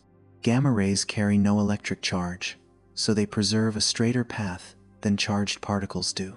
They do not solve every mystery, but they help human beings know where to look, like a small flare escaping from a distant forge where particles may still be gaining energy. By now, the scattered pieces are beginning to resemble a map, not a complete map, and not one with clearly drawn borders or certain names for every source. It is more like a map emerging under dim light, where each clue illuminates only a small region. A detector on the ground records a muon. A network of observing stations reconstructs a particle shower. A gamma-ray telescope looks toward a supernova remnant. A model of magnetic fields explains why a particle's path was bent. An energy measurement reveals which level of the mystery that particle belongs to. No single piece is enough to explain everything, but when placed together, they give the original question a clearer shape. And that question remains the one that has guided the entire journey. Where do these high-energy particles from space come from? For now, the answer has many layers. Some may come from the remnants of supernovae within the Milky Way, where shock waves and magnetic fields form natural particle accelerators. Others, especially at higher energies, may require sources that are more powerful, more distant, or far rarer. Magnetic fields make those sources difficult to trace. The atmosphere transforms the original particle into a secondary shower. Detectors record only the final traces. Gamma rays help point toward possible source regions, but they too must be interpreted with care. So this middle part of the journey is not where the answer comes to a close. It is where the question becomes clearer. At first, Cosmic rays may have been little more than an unfamiliar name. Now they have become a chain of connections, linking dead stars, shock waves, galactic magnetic fields, Earth's magnetic field, the atmosphere, muons, detectors, and gamma-ray light. Each layer offers a new way of understanding, while also revealing a new limitation. And those limitations are what will carry the story forward. There are still particles so powerful that ordinary supernova remnants may not be enough to explain them. Some events are so rare that only vast observatories and long periods of observation can capture them. Their sources may lie beyond the Milky Way, in places where supermassive black holes, active galactic nuclei, or extraordinarily violent outbursts may help accelerate particles. If stellar remnants are the forges within our galaxy, then the deeper part of the story asks whether even larger, more distant, and more elusive forges exist beyond it. Before entering that region of mystery, we can hold onto a quieter image. A tiny particle crosses the universe, carrying no visible light for the human eye and no sound for the human ear, yet carrying enough meaning to set an entire chain of questions in motion. It reaches the atmosphere and creates a shower that wets nothing. It produces smaller particles that travel close to the ground. It leaves a trace inside a detector, and from that trace, human beings look upward, not merely to see the sky, but to search for the places in the universe that once gave energy to something almost too small to imagine. The story remains open, but it is no longer as vague as it was at the beginning. It now has a rhythm, a path, points of light, and regions of darkness. And it is those darker regions that will lead us gently onward into the deeper mystery of cosmic rays, where the rarest, most powerful, and most difficult particles to trace begin to make the question larger than our own Milky Way. Some explanations are beautiful, but their beauty does not mean they are enough to answer every question. Supernova remnants offer one such explanation. A massive star ends its life in an explosion. Its material is hurled into space. Shock waves spread through interstellar gas and dust. Magnetic fields are disturbed, and tiny particles become trapped and accelerated again and again until they carry enormous amounts of energy. The image is scientifically powerful and emotionally moving. It transforms the death of a star from a simple disappearance into an ongoing process, one in which the star's remains continue quietly sending tiny particles across the galaxy. But as we move toward higher and higher energies, the map begins to reveal regions of uncertainty. This is not because supernova remnants are unimportant. They remain among the most plausible sources of many cosmic rays within the Milky Way. They contain energy from the explosion, shock waves that create regions of powerful motion, magnetic fields that bend particle trajectories, and enough time for acceleration to continue far beyond a single moment. For a large portion of the particles wandering through our galaxy, the remnants of dead stars may truly be natural forges, places where tiny pieces of matter are given greater speed before escaping into space. The problem appears only when we reach the highest edge of the energy scale. There, the particles become far rarer. They do not arrive steadily like a gentle rain. They are more like enormous drops falling very sparsely across a vast landscape over long periods of time. To detect them, human beings must spread instruments over wide areas, wait for unusual particle showers to appear in the atmosphere, and assemble each event as though gathering rare fragments of a letter sent from somewhere very far away. Every such particle is more than a number in a dataset. It is a reminder that some environments in the universe are so powerful that ordinary intuition can barely keep pace with them. For a particle to reach an extremely high energy, its accelerator must satisfy several conditions at once. It must have enough energy to transfer to the particle. It must occupy a region large enough to prevent the particle from escaping too soon. It must contain magnetic fields strong or turbulent enough to confine the particle during acceleration. And it must give the particle repeated opportunities to cross moving regions and gain a little more energy each time. If even one of these conditions is missing, the particle may leave before reaching the highest energies. Supernova remnants can provide many of these conditions, but they are not limitless. Their shock waves weaken as the remnants expand. Their magnetic fields can confine many particles, but the more energetic a particle becomes, the harder it is to bend its path and keep it trapped. A particle with greater energy begins to resemble a visitor moving too quickly to remain inside the forge. It may escape before receiving the final pushes that would carry it to even higher energies. The question therefore begins to change. It is no longer simply, can supernovae produce cosmic rays? It becomes, how energetic can the cosmic rays produced by supernovae become? That difference matters. The first question searches for a source. The second searches for the limits of that source.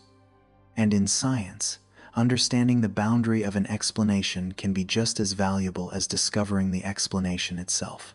We might imagine supernova remnants as great forges scattered throughout the Milky Way. They are hot enough, powerful enough, and violent enough to shape countless high-energy particles.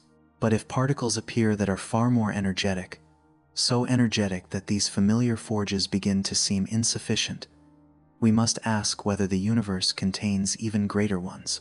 Not the forge of a single dead star, but the forge of an entire galactic center, where matter spirals around a supermassive black hole, magnetic fields extend across immense distances, and jets stream outward like rivers of energy cutting through the darkness. This carries the story beyond the relative familiarity of the Milky Way. Until now, supernova remnants have still belonged to our galactic home. They are distant, but they exist within the same enormous system of stars that contains the Sunday. When we begin considering more powerful sources, however, our attention turns toward other galaxies, active galactic nuclei, regions surrounding supermassive black holes, and high-energy outbursts occurring so far away that their light may take millions or billions of years to reach us. Yet this is not the moment to turn every mystery into a list of grand candidates. What matters more is preserving the central thread. The most energetic particles force us to widen the search. Supernovae remain an important part of the picture, but the picture may contain higher layers. Stellar remnants can explain a great deal without necessarily explaining everything. Sources beyond the Milky Way may contribute at the most extreme energies, where every particle reaching Earth resembles a very rare message from a far more distant region. That rarity makes the research slow and difficult.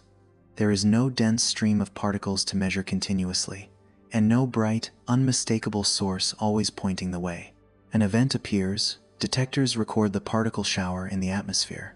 Scientists estimate its energy, arrival, direction, and possible composition, and then place it within the larger picture. The event p-valuable, feelable, but one event cannot answer every question. It takes many years, many observatories, many measurements, and repeated comparisons among particle data, gamma-ray observations, and models of magnetic fields.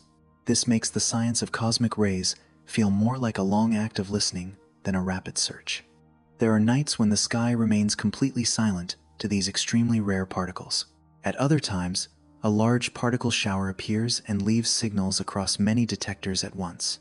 Some observations strengthen one possibility, while others make the mystery more complicated. But this slow rhythm suits the nature of the subject. These particles have crossed immense distances, traveled through long stretches of time, and passed through magnetic fields that have blurred the route behind them. We cannot expect their answers to arrive as quickly as a flash of lightning.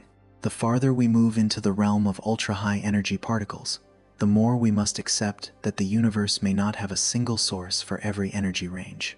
There may be one class of sources that is closer and more familiar, located within the Milky Way. Another class may be more distant, rarer, and more powerful, lying beyond our galaxy. Different particle types, energy levels, and arrival directions may each belong to different parts of the same vast picture. Instead of one simple answer, we find a layered system in which each kind of source plays a role within its own range. This is not meaningless complexity. It is often how nature works. Rain on Earth can come from different kinds of clouds, weather systems, and seasons. Light in the sky can come from the sun, stars, nebulae, and distant galaxies. Cosmic rays may also have more than one origin. Some particles may be forged in supernova remnants. Others may come from larger cosmic machines. And the most energetic and rarest particles may be the ones that require science to look the farthest and proceed with the greatest care. Returning to the road after the rain, this possibility makes the stillness at ground level feel a little deeper. Someone walking past a puddle beneath a streetlight may never know that high above the atmosphere, somewhere overhead, a particle shower has just been created by an exceptionally rare particle. That particle may not have come from a stellar remnant within the Milky Way, but from a far more distant region where an entire galaxy is violently active around its center. From that distance, from a place invisible to the naked eye and difficult for the imagination to hold, a tiny particle may still cross space, reach Earth, and leave a signal within human data. There is a quiet beauty in this widening view. Each time we believe we have found the beginning, the universe reminds us that the question contains another layer, not to disappoint us, but to draw our vision farther outward. Supernova remnants teach us that the death of a star can continue sending particles across a galaxy. Ultra-high energy particles teach us that even this explanation has an edge, and beyond that edge may lie greater structures. Supermassive black holes, active galactic nuclei, powerful jets, and rare outbursts that science is still trying to understand. So the idea that supernovae may not be enough is not a cold rejection. It is a doorway. It preserves the importance of supernovae without allowing the story to close too soon. It gives the picture room for more layers, reflecting the true complexity of the particles being studied. It tells us that there are nearby sources and distant ones, particles that appear more often and others that are much rarer, answers that have become fairly clear, and questions that still remain open. At the end of this part of the journey, we can imagine the map of cosmic rays extending beyond its familiar boundaries. Behind us are the stellar remnants within the Milky Way, powerful forges that have already explained so much. Ahead lie more distant sources, where energy no longer belongs to a single star, but to some of the largest structures in the universe. And between these two regions, tiny particles continue traveling through space, carrying a question that they place quietly before science each time they reach Earth's atmosphere. If we already know some of the forges within our galaxy, what other forges might still be working silently beyond it? If we could leave Earth very slowly, rising beyond the clouds, passing the orbit of the moon, and continuing outward until the sun became only one small star among countless others, we would begin to see our home in a different way, no longer as the sky above our heads, no longer as constellations viewed from the ground, no longer as a faint band of light stretching across a summer night. Seen from far enough away in the imagination, the Milky Way becomes an immense city of stars, turning gently through the darkness, with spiral arms filled with gas, dust, young stars, old stars, supernova remnants, and countless magnetic regions quietly bending the paths of charged particles. Within that vast city, supernova remnants are like furnaces still glowing after their stars have gone dark. They no longer blaze as they did in the first moment of the explosion, but their shock waves continue moving through space. Their magnetic fields remain disturbed, and tiny particles can still be accelerated again and again until they become cosmic rays. This is a powerful explanation, strong enough to help us understand how many high-energy particles may be created within our own galaxy. But at the highest edge of the energy scale, as we have seen, the map begins to blur. Some particles are so energetic that the familiar forges of the Milky Way no longer seem able to tell the entire story, and so our point of view must move farther back. As the Milky Way grows smaller behind us, it does not disappear from the story. It remains the galaxy to which Earth belongs, the environment through which many cosmic rays have traveled, and the final large-scale magnetic region they must cross before approaching the solar system. But beyond it lie other galaxies, so numerous that the imagination cannot hold each one individually. Every galaxy has a center, a history, regions where stars are born, stars that explode, clouds of gas, and sometimes a heart far more active than its quiet appearance as a distant point of light would suggest. At the centers of many galaxies are supermassive black holes. Their name may suggest absolute darkness, yet the regions around them can be among the brightest and most powerful places in the universe. A black hole itself does not shine the way a star does, but matter falling toward it does not descend in silence. Gas and dust are pulled inward, spiral around, heat up, become compressed, experience friction, and are stirred by magnetic fields until the galactic center becomes a place of enormous energy release. When this process becomes especially intense, the region is known as an active galactic nucleus. What matters is not only the swirling material around the black hole, but also the jets that can emerge from near the center. In some galaxies, matter and energy are channeled into two narrow streams, launched in opposite directions, at tremendous speeds, extending across distances almost impossible to imagine. If a supernova remnant is like a wave still spreading after the death of a star, then a jet from an active galactic nucleus is like a river of energy piercing the darkness, carrying magnetic fields, charged particles, and turbulent regions that may give tiny particles even more energy. Here, the story is no longer taking place on the scale of a single star. It unfolds on the scale of an entire galactic center. A proton accelerated in such an environment, if it truly escaped and began a journey through intergalactic space, would carry a very different history from a particle born in a supernova remnant.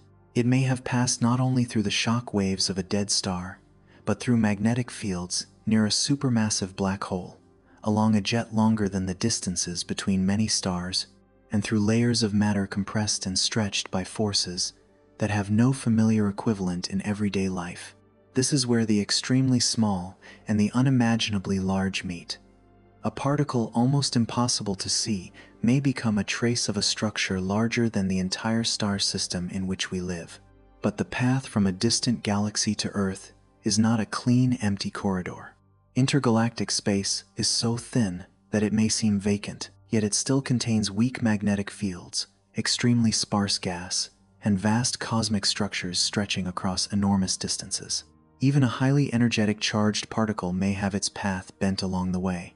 Greater energy makes it less easily deflected, but it does not turn the particle into light, traveling along a perfectly straight line. When it reaches the Milky Way, it must still pass through our galaxy's magnetic field, then Earth's magnetic field, and only then encounter the atmosphere. A more distant source does not make the question simpler. It only makes it larger. So, when scientists consider sources beyond the Milky Way, they are not simply searching for a grand new name to replace the supernova. They are looking for environments capable of explaining the rarest particles, acceleration regions large enough, magnetic fields strong enough, motion violent enough, time long enough, or events explosive enough. Active galactic nuclei are one possibility. Enormous jets are another. Gamma ray bursts, brief but extraordinarily powerful, are another. Starburst galaxies, where massive stars are continuously born and destroyed, are also considered as energetic environments. Each candidate has its own appeal, and each carries its own uncertainties. There is no need to turn these names into a list to memorize. What matters more is understanding why they enter the story. At lower energies, the map may point more strongly towards sources within the Milky Way. At higher energies, especially for the rarest particles, the map must open outward toward larger structures. Cosmic rays do not resemble a river with only one source. They are more like a branching system, with some branches nearby, others far away, some more familiar, and others still hidden within the darker regions of the data. The higher the energy becomes, the farther those branches lead into the wider universe. This makes every ultra-high energy event extraordinarily valuable. When a particle like this reaches Earth's atmosphere, it does not arrive as a complete answer. It creates a vast shower of secondary particles, leaves signals across many detectors, and then disappears from the present moment. From what remains, scientists must estimate its original energy, its approximate direction of arrival, whether it was likely a proton or a heavier atomic nucleus, and whether it may be connected to active galaxies or other high-energy sources in the same region of the sky. A single event is only one fragment. It takes many events, accumulated over long periods of time, for the first outlines of a larger picture to emerge. We might imagine cosmic ray observatories as night watchmen stationed across a vast landscape. Most of the time, the sky remains quiet. More ordinary particles arrive with greater regularity, but the most energetic ones are so rare that detecting them requires extraordinary patience. Then, at some unexpected moment, a large particle shower reaches the detector network. The data is recorded, the timing of the signals is compared, and the direction of the descending shower is reconstructed.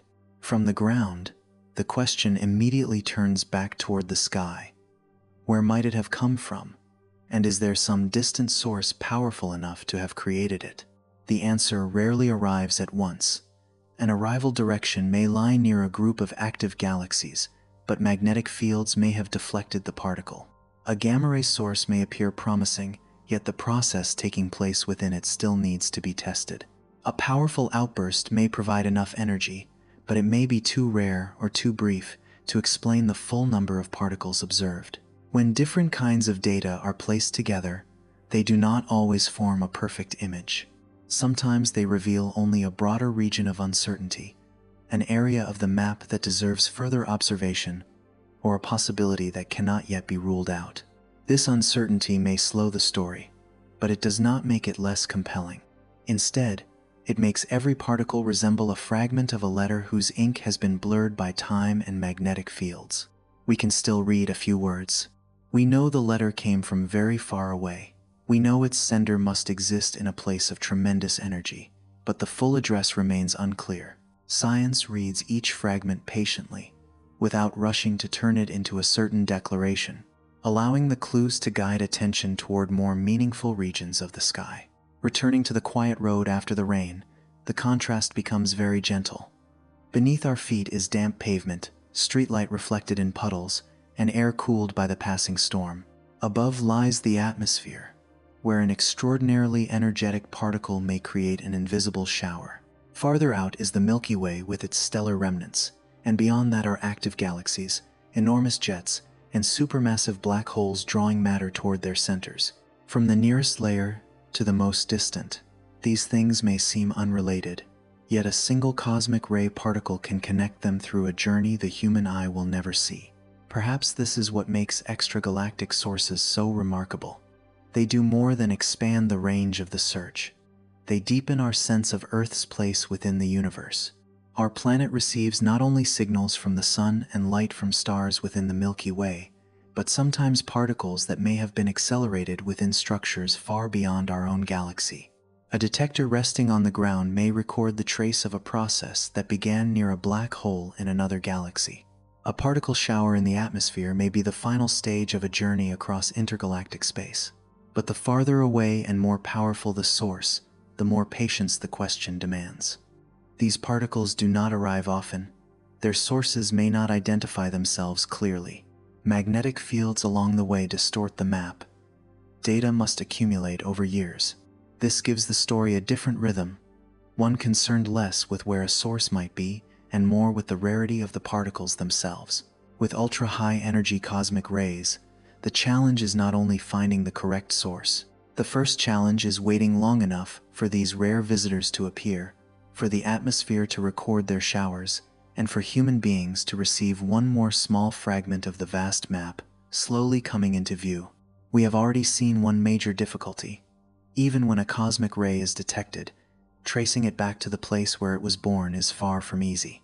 Magnetic fields in space can bend the particle's path, while the atmosphere obscures its original trace by transforming it into a shower of secondary particles. Yet behind these obstacles lies something quieter still, like a thin layer of mist covering the entire story. The most powerful particles are not only difficult to trace, but also extremely rare within our field of observation. In other words, before asking where they come from, human beings must first be fortunate enough to encounter them. With ultra-high energy cosmic rays, this is not something we can take for granted. They arrive so infrequently that waiting for one can feel like waiting for a visitor from an unimaginably distant place. Someone carrying an important story but passing through only during the rarest moments of the universe. Lower energy particles continue entering Earth's atmosphere all the time, like small raindrops falling steadily across a broad roof. But as the energy rises, the number of particles falls rapidly. At the most extreme levels, they become rare visitors to the sky. Some carry such enormous energies that physicists take special notice, yet they appear so infrequently that a long time may pass before another similar event is recorded. The mystery of cosmic rays, then, is not only a story of origins and journeys, it is also a story of waiting. Before anything can be decoded, human beings must remain beneath this invisible rain long enough for its rarest drops to fall within reach of our instruments. This rarity has shaped the entire way scientists approach ultra-high energy cosmic rays.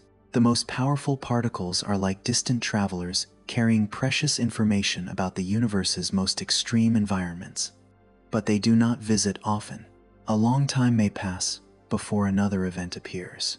And because every arrival is so valuable, science must build vast observing systems and wait patiently for years, simply to avoid missing the brief moment when one of these particles enters Earth's atmosphere. At lower energies, cosmic rays arrive in greater numbers.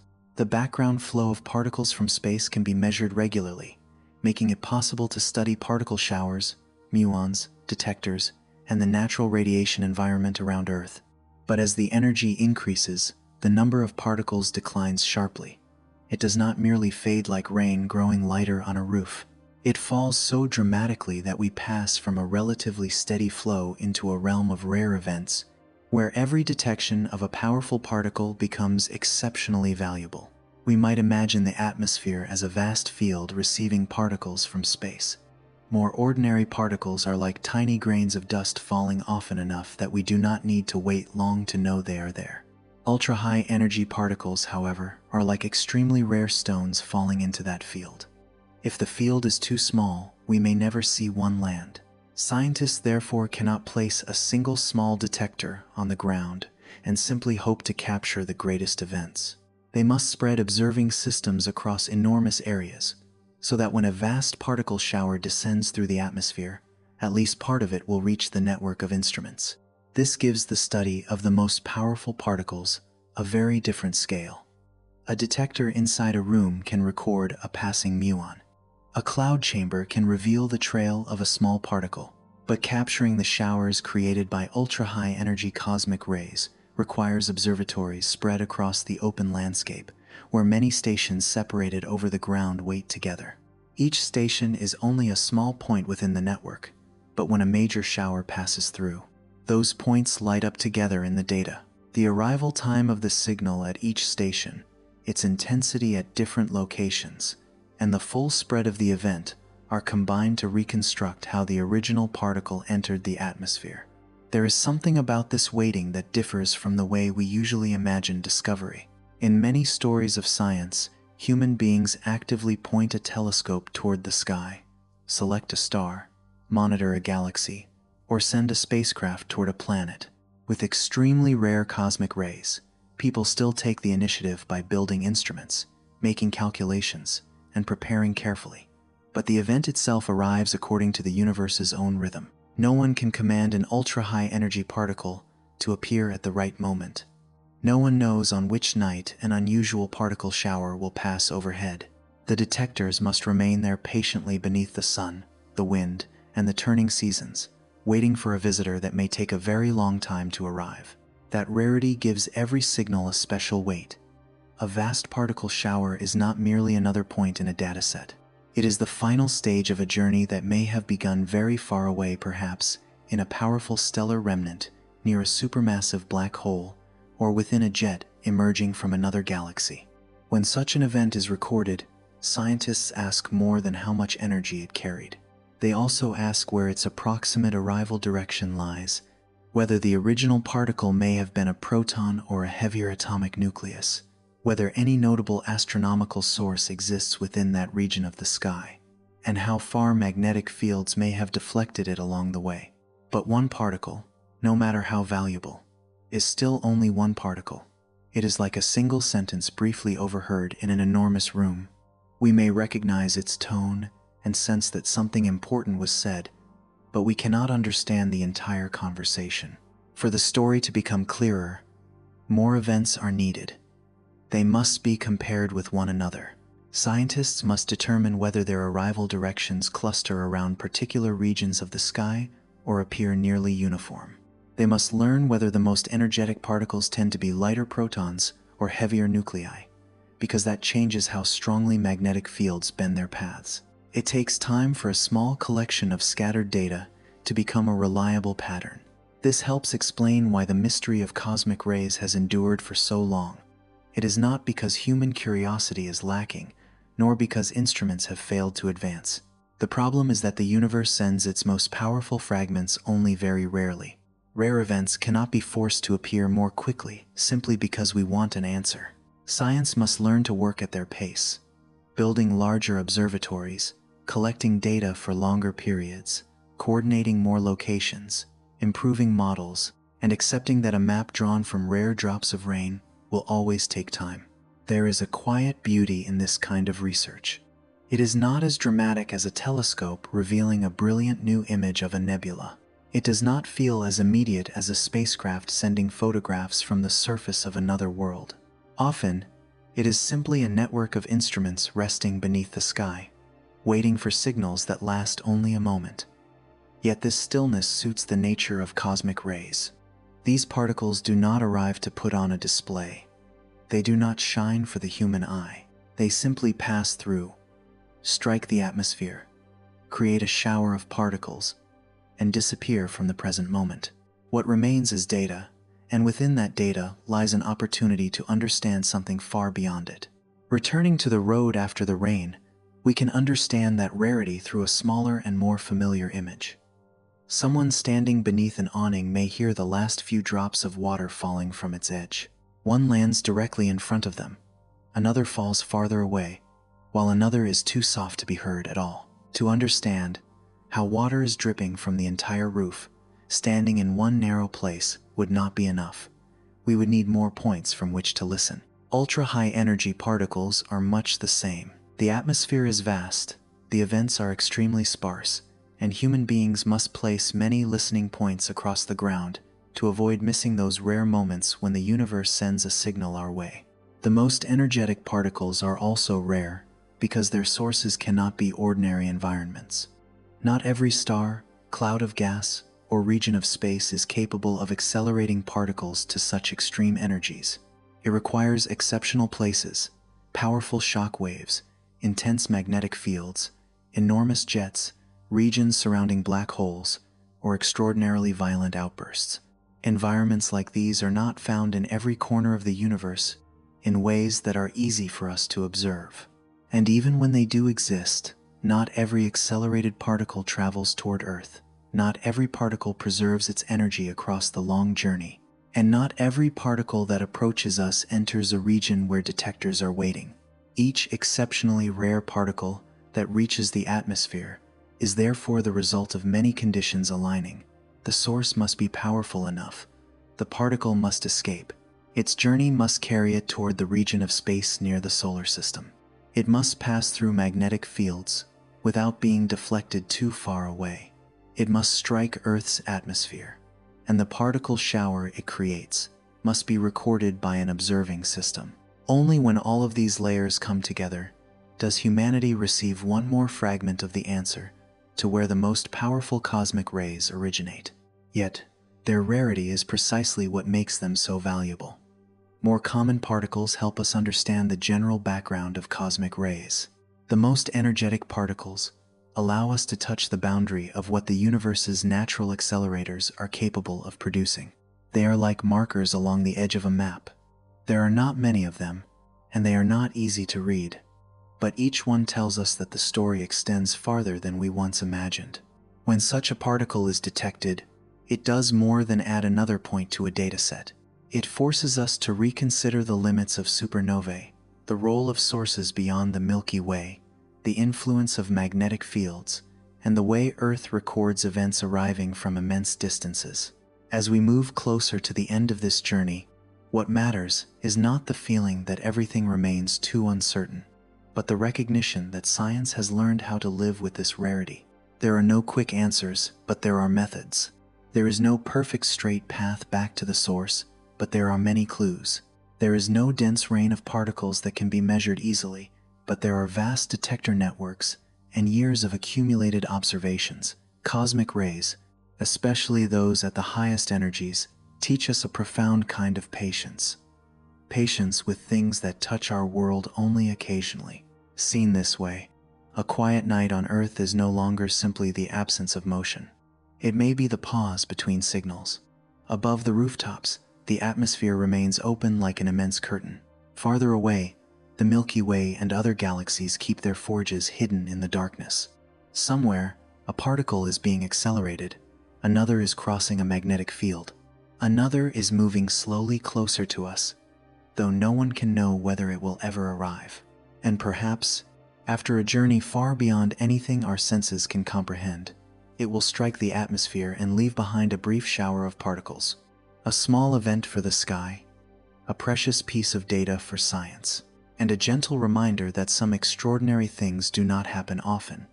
Yet a single appearance can make the map of the universe shine a little more clearly.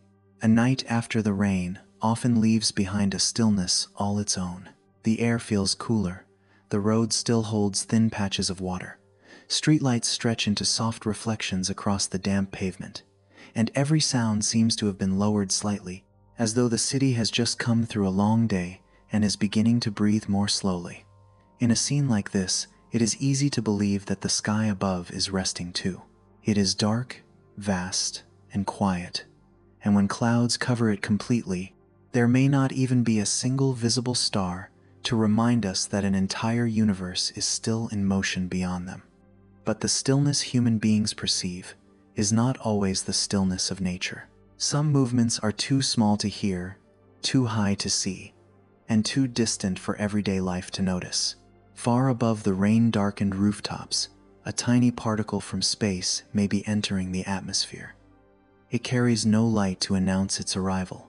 It does not leave a fiery trail like a meteor, make the clouds glow, or produce any sound that reaches the ground. Before approaching Earth, it may have traveled so far that every familiar image becomes too small to describe the journey. Perhaps it was accelerated within the remains of an exploded star, where shock waves continue spreading through gas and dust long after the brightest light of the supernova has faded. Or perhaps it began even farther away, near the center of an active galaxy, where matter spirals around a supermassive black hole and jets pierce the darkness like immense rivers of energy. Wherever it began, by the time the particle reaches our planet, it no longer carries a straight path pointing back toward its source. Magnetic fields throughout space have bent its course through many layers, turning its journey into a long curve that is difficult to read. Earth receives this tiny visitor through layers of quiet protection. The first is its magnetic field, an invisible region of influence extending far beyond the atmosphere and generated by motion deep within the planet. No one standing beneath a tree after the rain can feel this shield against the skin, yet it is always present, gently changing the encounter between Earth and many charged particles from space. Beneath the magnetic field lies the atmosphere, the layer of air we know through breath, wind, clouds, and the scent of damp earth. But to a high-energy particle, it is not simply the gentle emptiness above our heads. It is a deep region of matter, where a single first collision with an atom in the air can send the journey into an entirely different form. From one original particle, an invisible shower begins. It is not a rain of water. It makes no tapping sound against the roof, does not darken the sidewalk, and leaves no ripples in the puddles below. It is a shower of secondary particles, created high in the atmosphere and spreading downward through layers of air that appear to the human eye as nothing more than a peaceful sky. Some of these particles live only briefly, changing almost as soon as they appear. Others travel farther, carrying a small portion of the original energy. Among them are muons, quiet visitors capable of reaching close to the ground, passing through detectors and moving through the human world without making anyone stop, disturbing a single leaf, or interrupting a sleeping mind. At ground level, a detector may record that passage as an extremely brief signal, a small trace in the data, a fleeting electrical pulse, a sign that appears and then disappears. By itself, it may seem too modest to carry such a vast story. Yet behind that signal lies an entire chain stretching from distant space to Earth's atmosphere. An accelerator somewhere in the universe, a particle given energy, a journey bent by magnetic fields, an encounter with a planet wrapped in magnetism and air, a shower of particles created high above, and finally, one small trace allowing human beings to recognize that the universe has just touched this world very gently. What makes cosmic rays so memorable is not that they give us a neat and simple answer.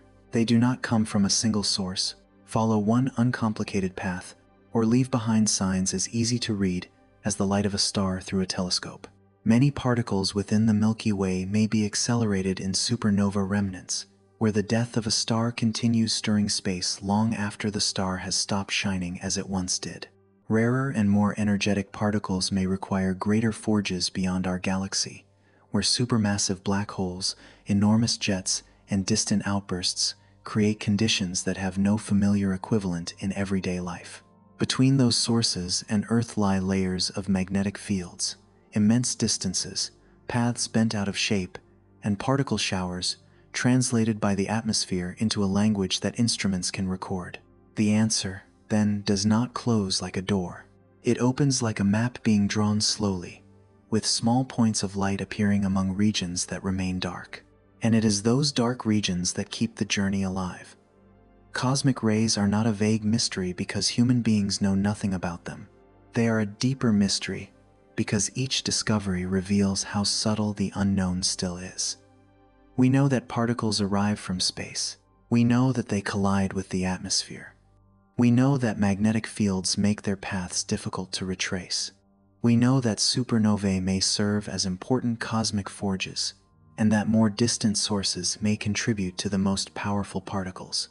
Yet there are still regions we cannot fully name, rare events that require years of waiting, arrival directions blurred by magnetic fields, and possible sources that need more data before they can come clearly into view. This incompleteness does not weaken the story.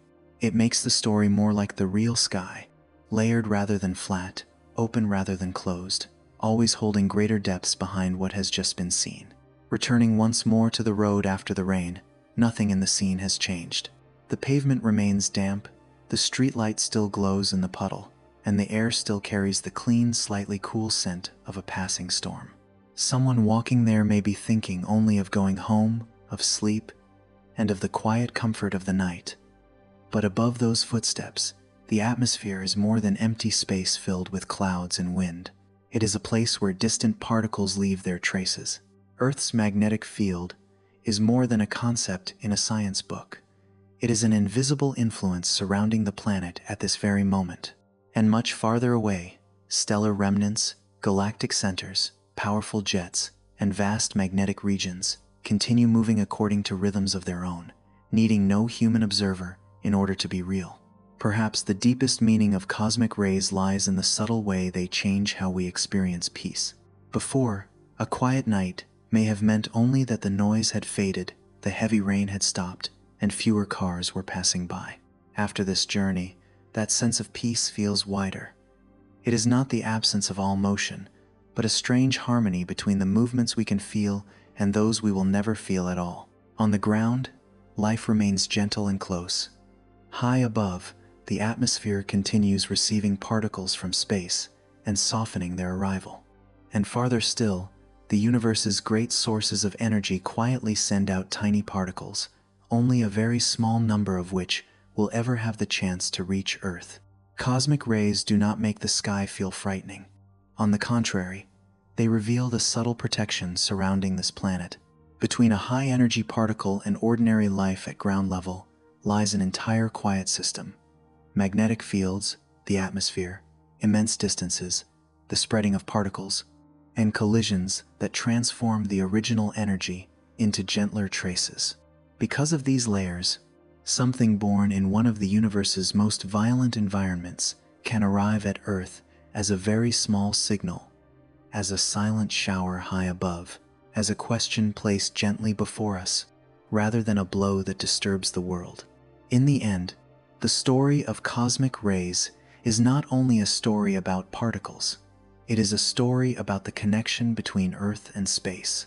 Starlight enters the human eye, cosmic dust burns into meteors. The solar wind meets Earth's magnetic field and sometimes lights the aurora. High-energy particles strike the atmosphere and dissolve into invisible showers. Each kind of contact is different, yet all of them remind us that this planet does not exist outside the universe. Earth lives within it, surrounded by protective layers, sustained by the light of a nearby star, and occasionally touched by tiny traces from distant places that make the sky feel deeper. Somewhere beyond us, a dead star has left behind, a remnant still expanding through the darkness. In a distant galaxy, matter may still be spiraling around a supermassive black hole, heating up and launching jets across the vastness of space. Within magnetic fields no human eye can see, particles are still being confined, accelerated, redirected, and released into journeys without witnesses. One of those particles may have set out long ago, before finally meeting Earth in a brief moment high in the atmosphere. It does not announce its name, leave light for the human eye, or make a rain-washed night feel different to our senses. It simply strikes the air, creates a delicate chain of particles, and disappears into the planet's background silence. Below, everything continues as gently as before. A puddle reflects only the nearest streetlight, not distant galaxies. The wind moves through the trees as part of the weather, revealing nothing about magnetic fields between the stars. A road remains a road, a night remains a night, and sleep still arrives according to the familiar rhythm of the body. But in the mind, after traveling through this story, that stillness no longer feels flat. It holds the depth of the atmosphere, magnetic fields, particle traces, dead stars, and distant sources not yet fully understood. It is the quiet of a planet intimate enough to call home, yet open enough that even the smallest signal can carry a story from unimaginably distant places. In the middle of an ordinary night, no grand spectacle needs to appear for the universe to feel closer. Sometimes it is enough to know that high above, within the thin layer of air embracing Earth, an invisible particle may have just ended its long journey in one very small collision. Not everything extraordinary arrives with a great sound or brilliant light. Some things pass through the world in profound silence, leaving almost no trace on the surface, yet enough to leave within us the gentle feeling that the sky is farther than we imagined. Earth is more protected than we realized, and the peace around us sometimes carries the faintest whispers of the universe.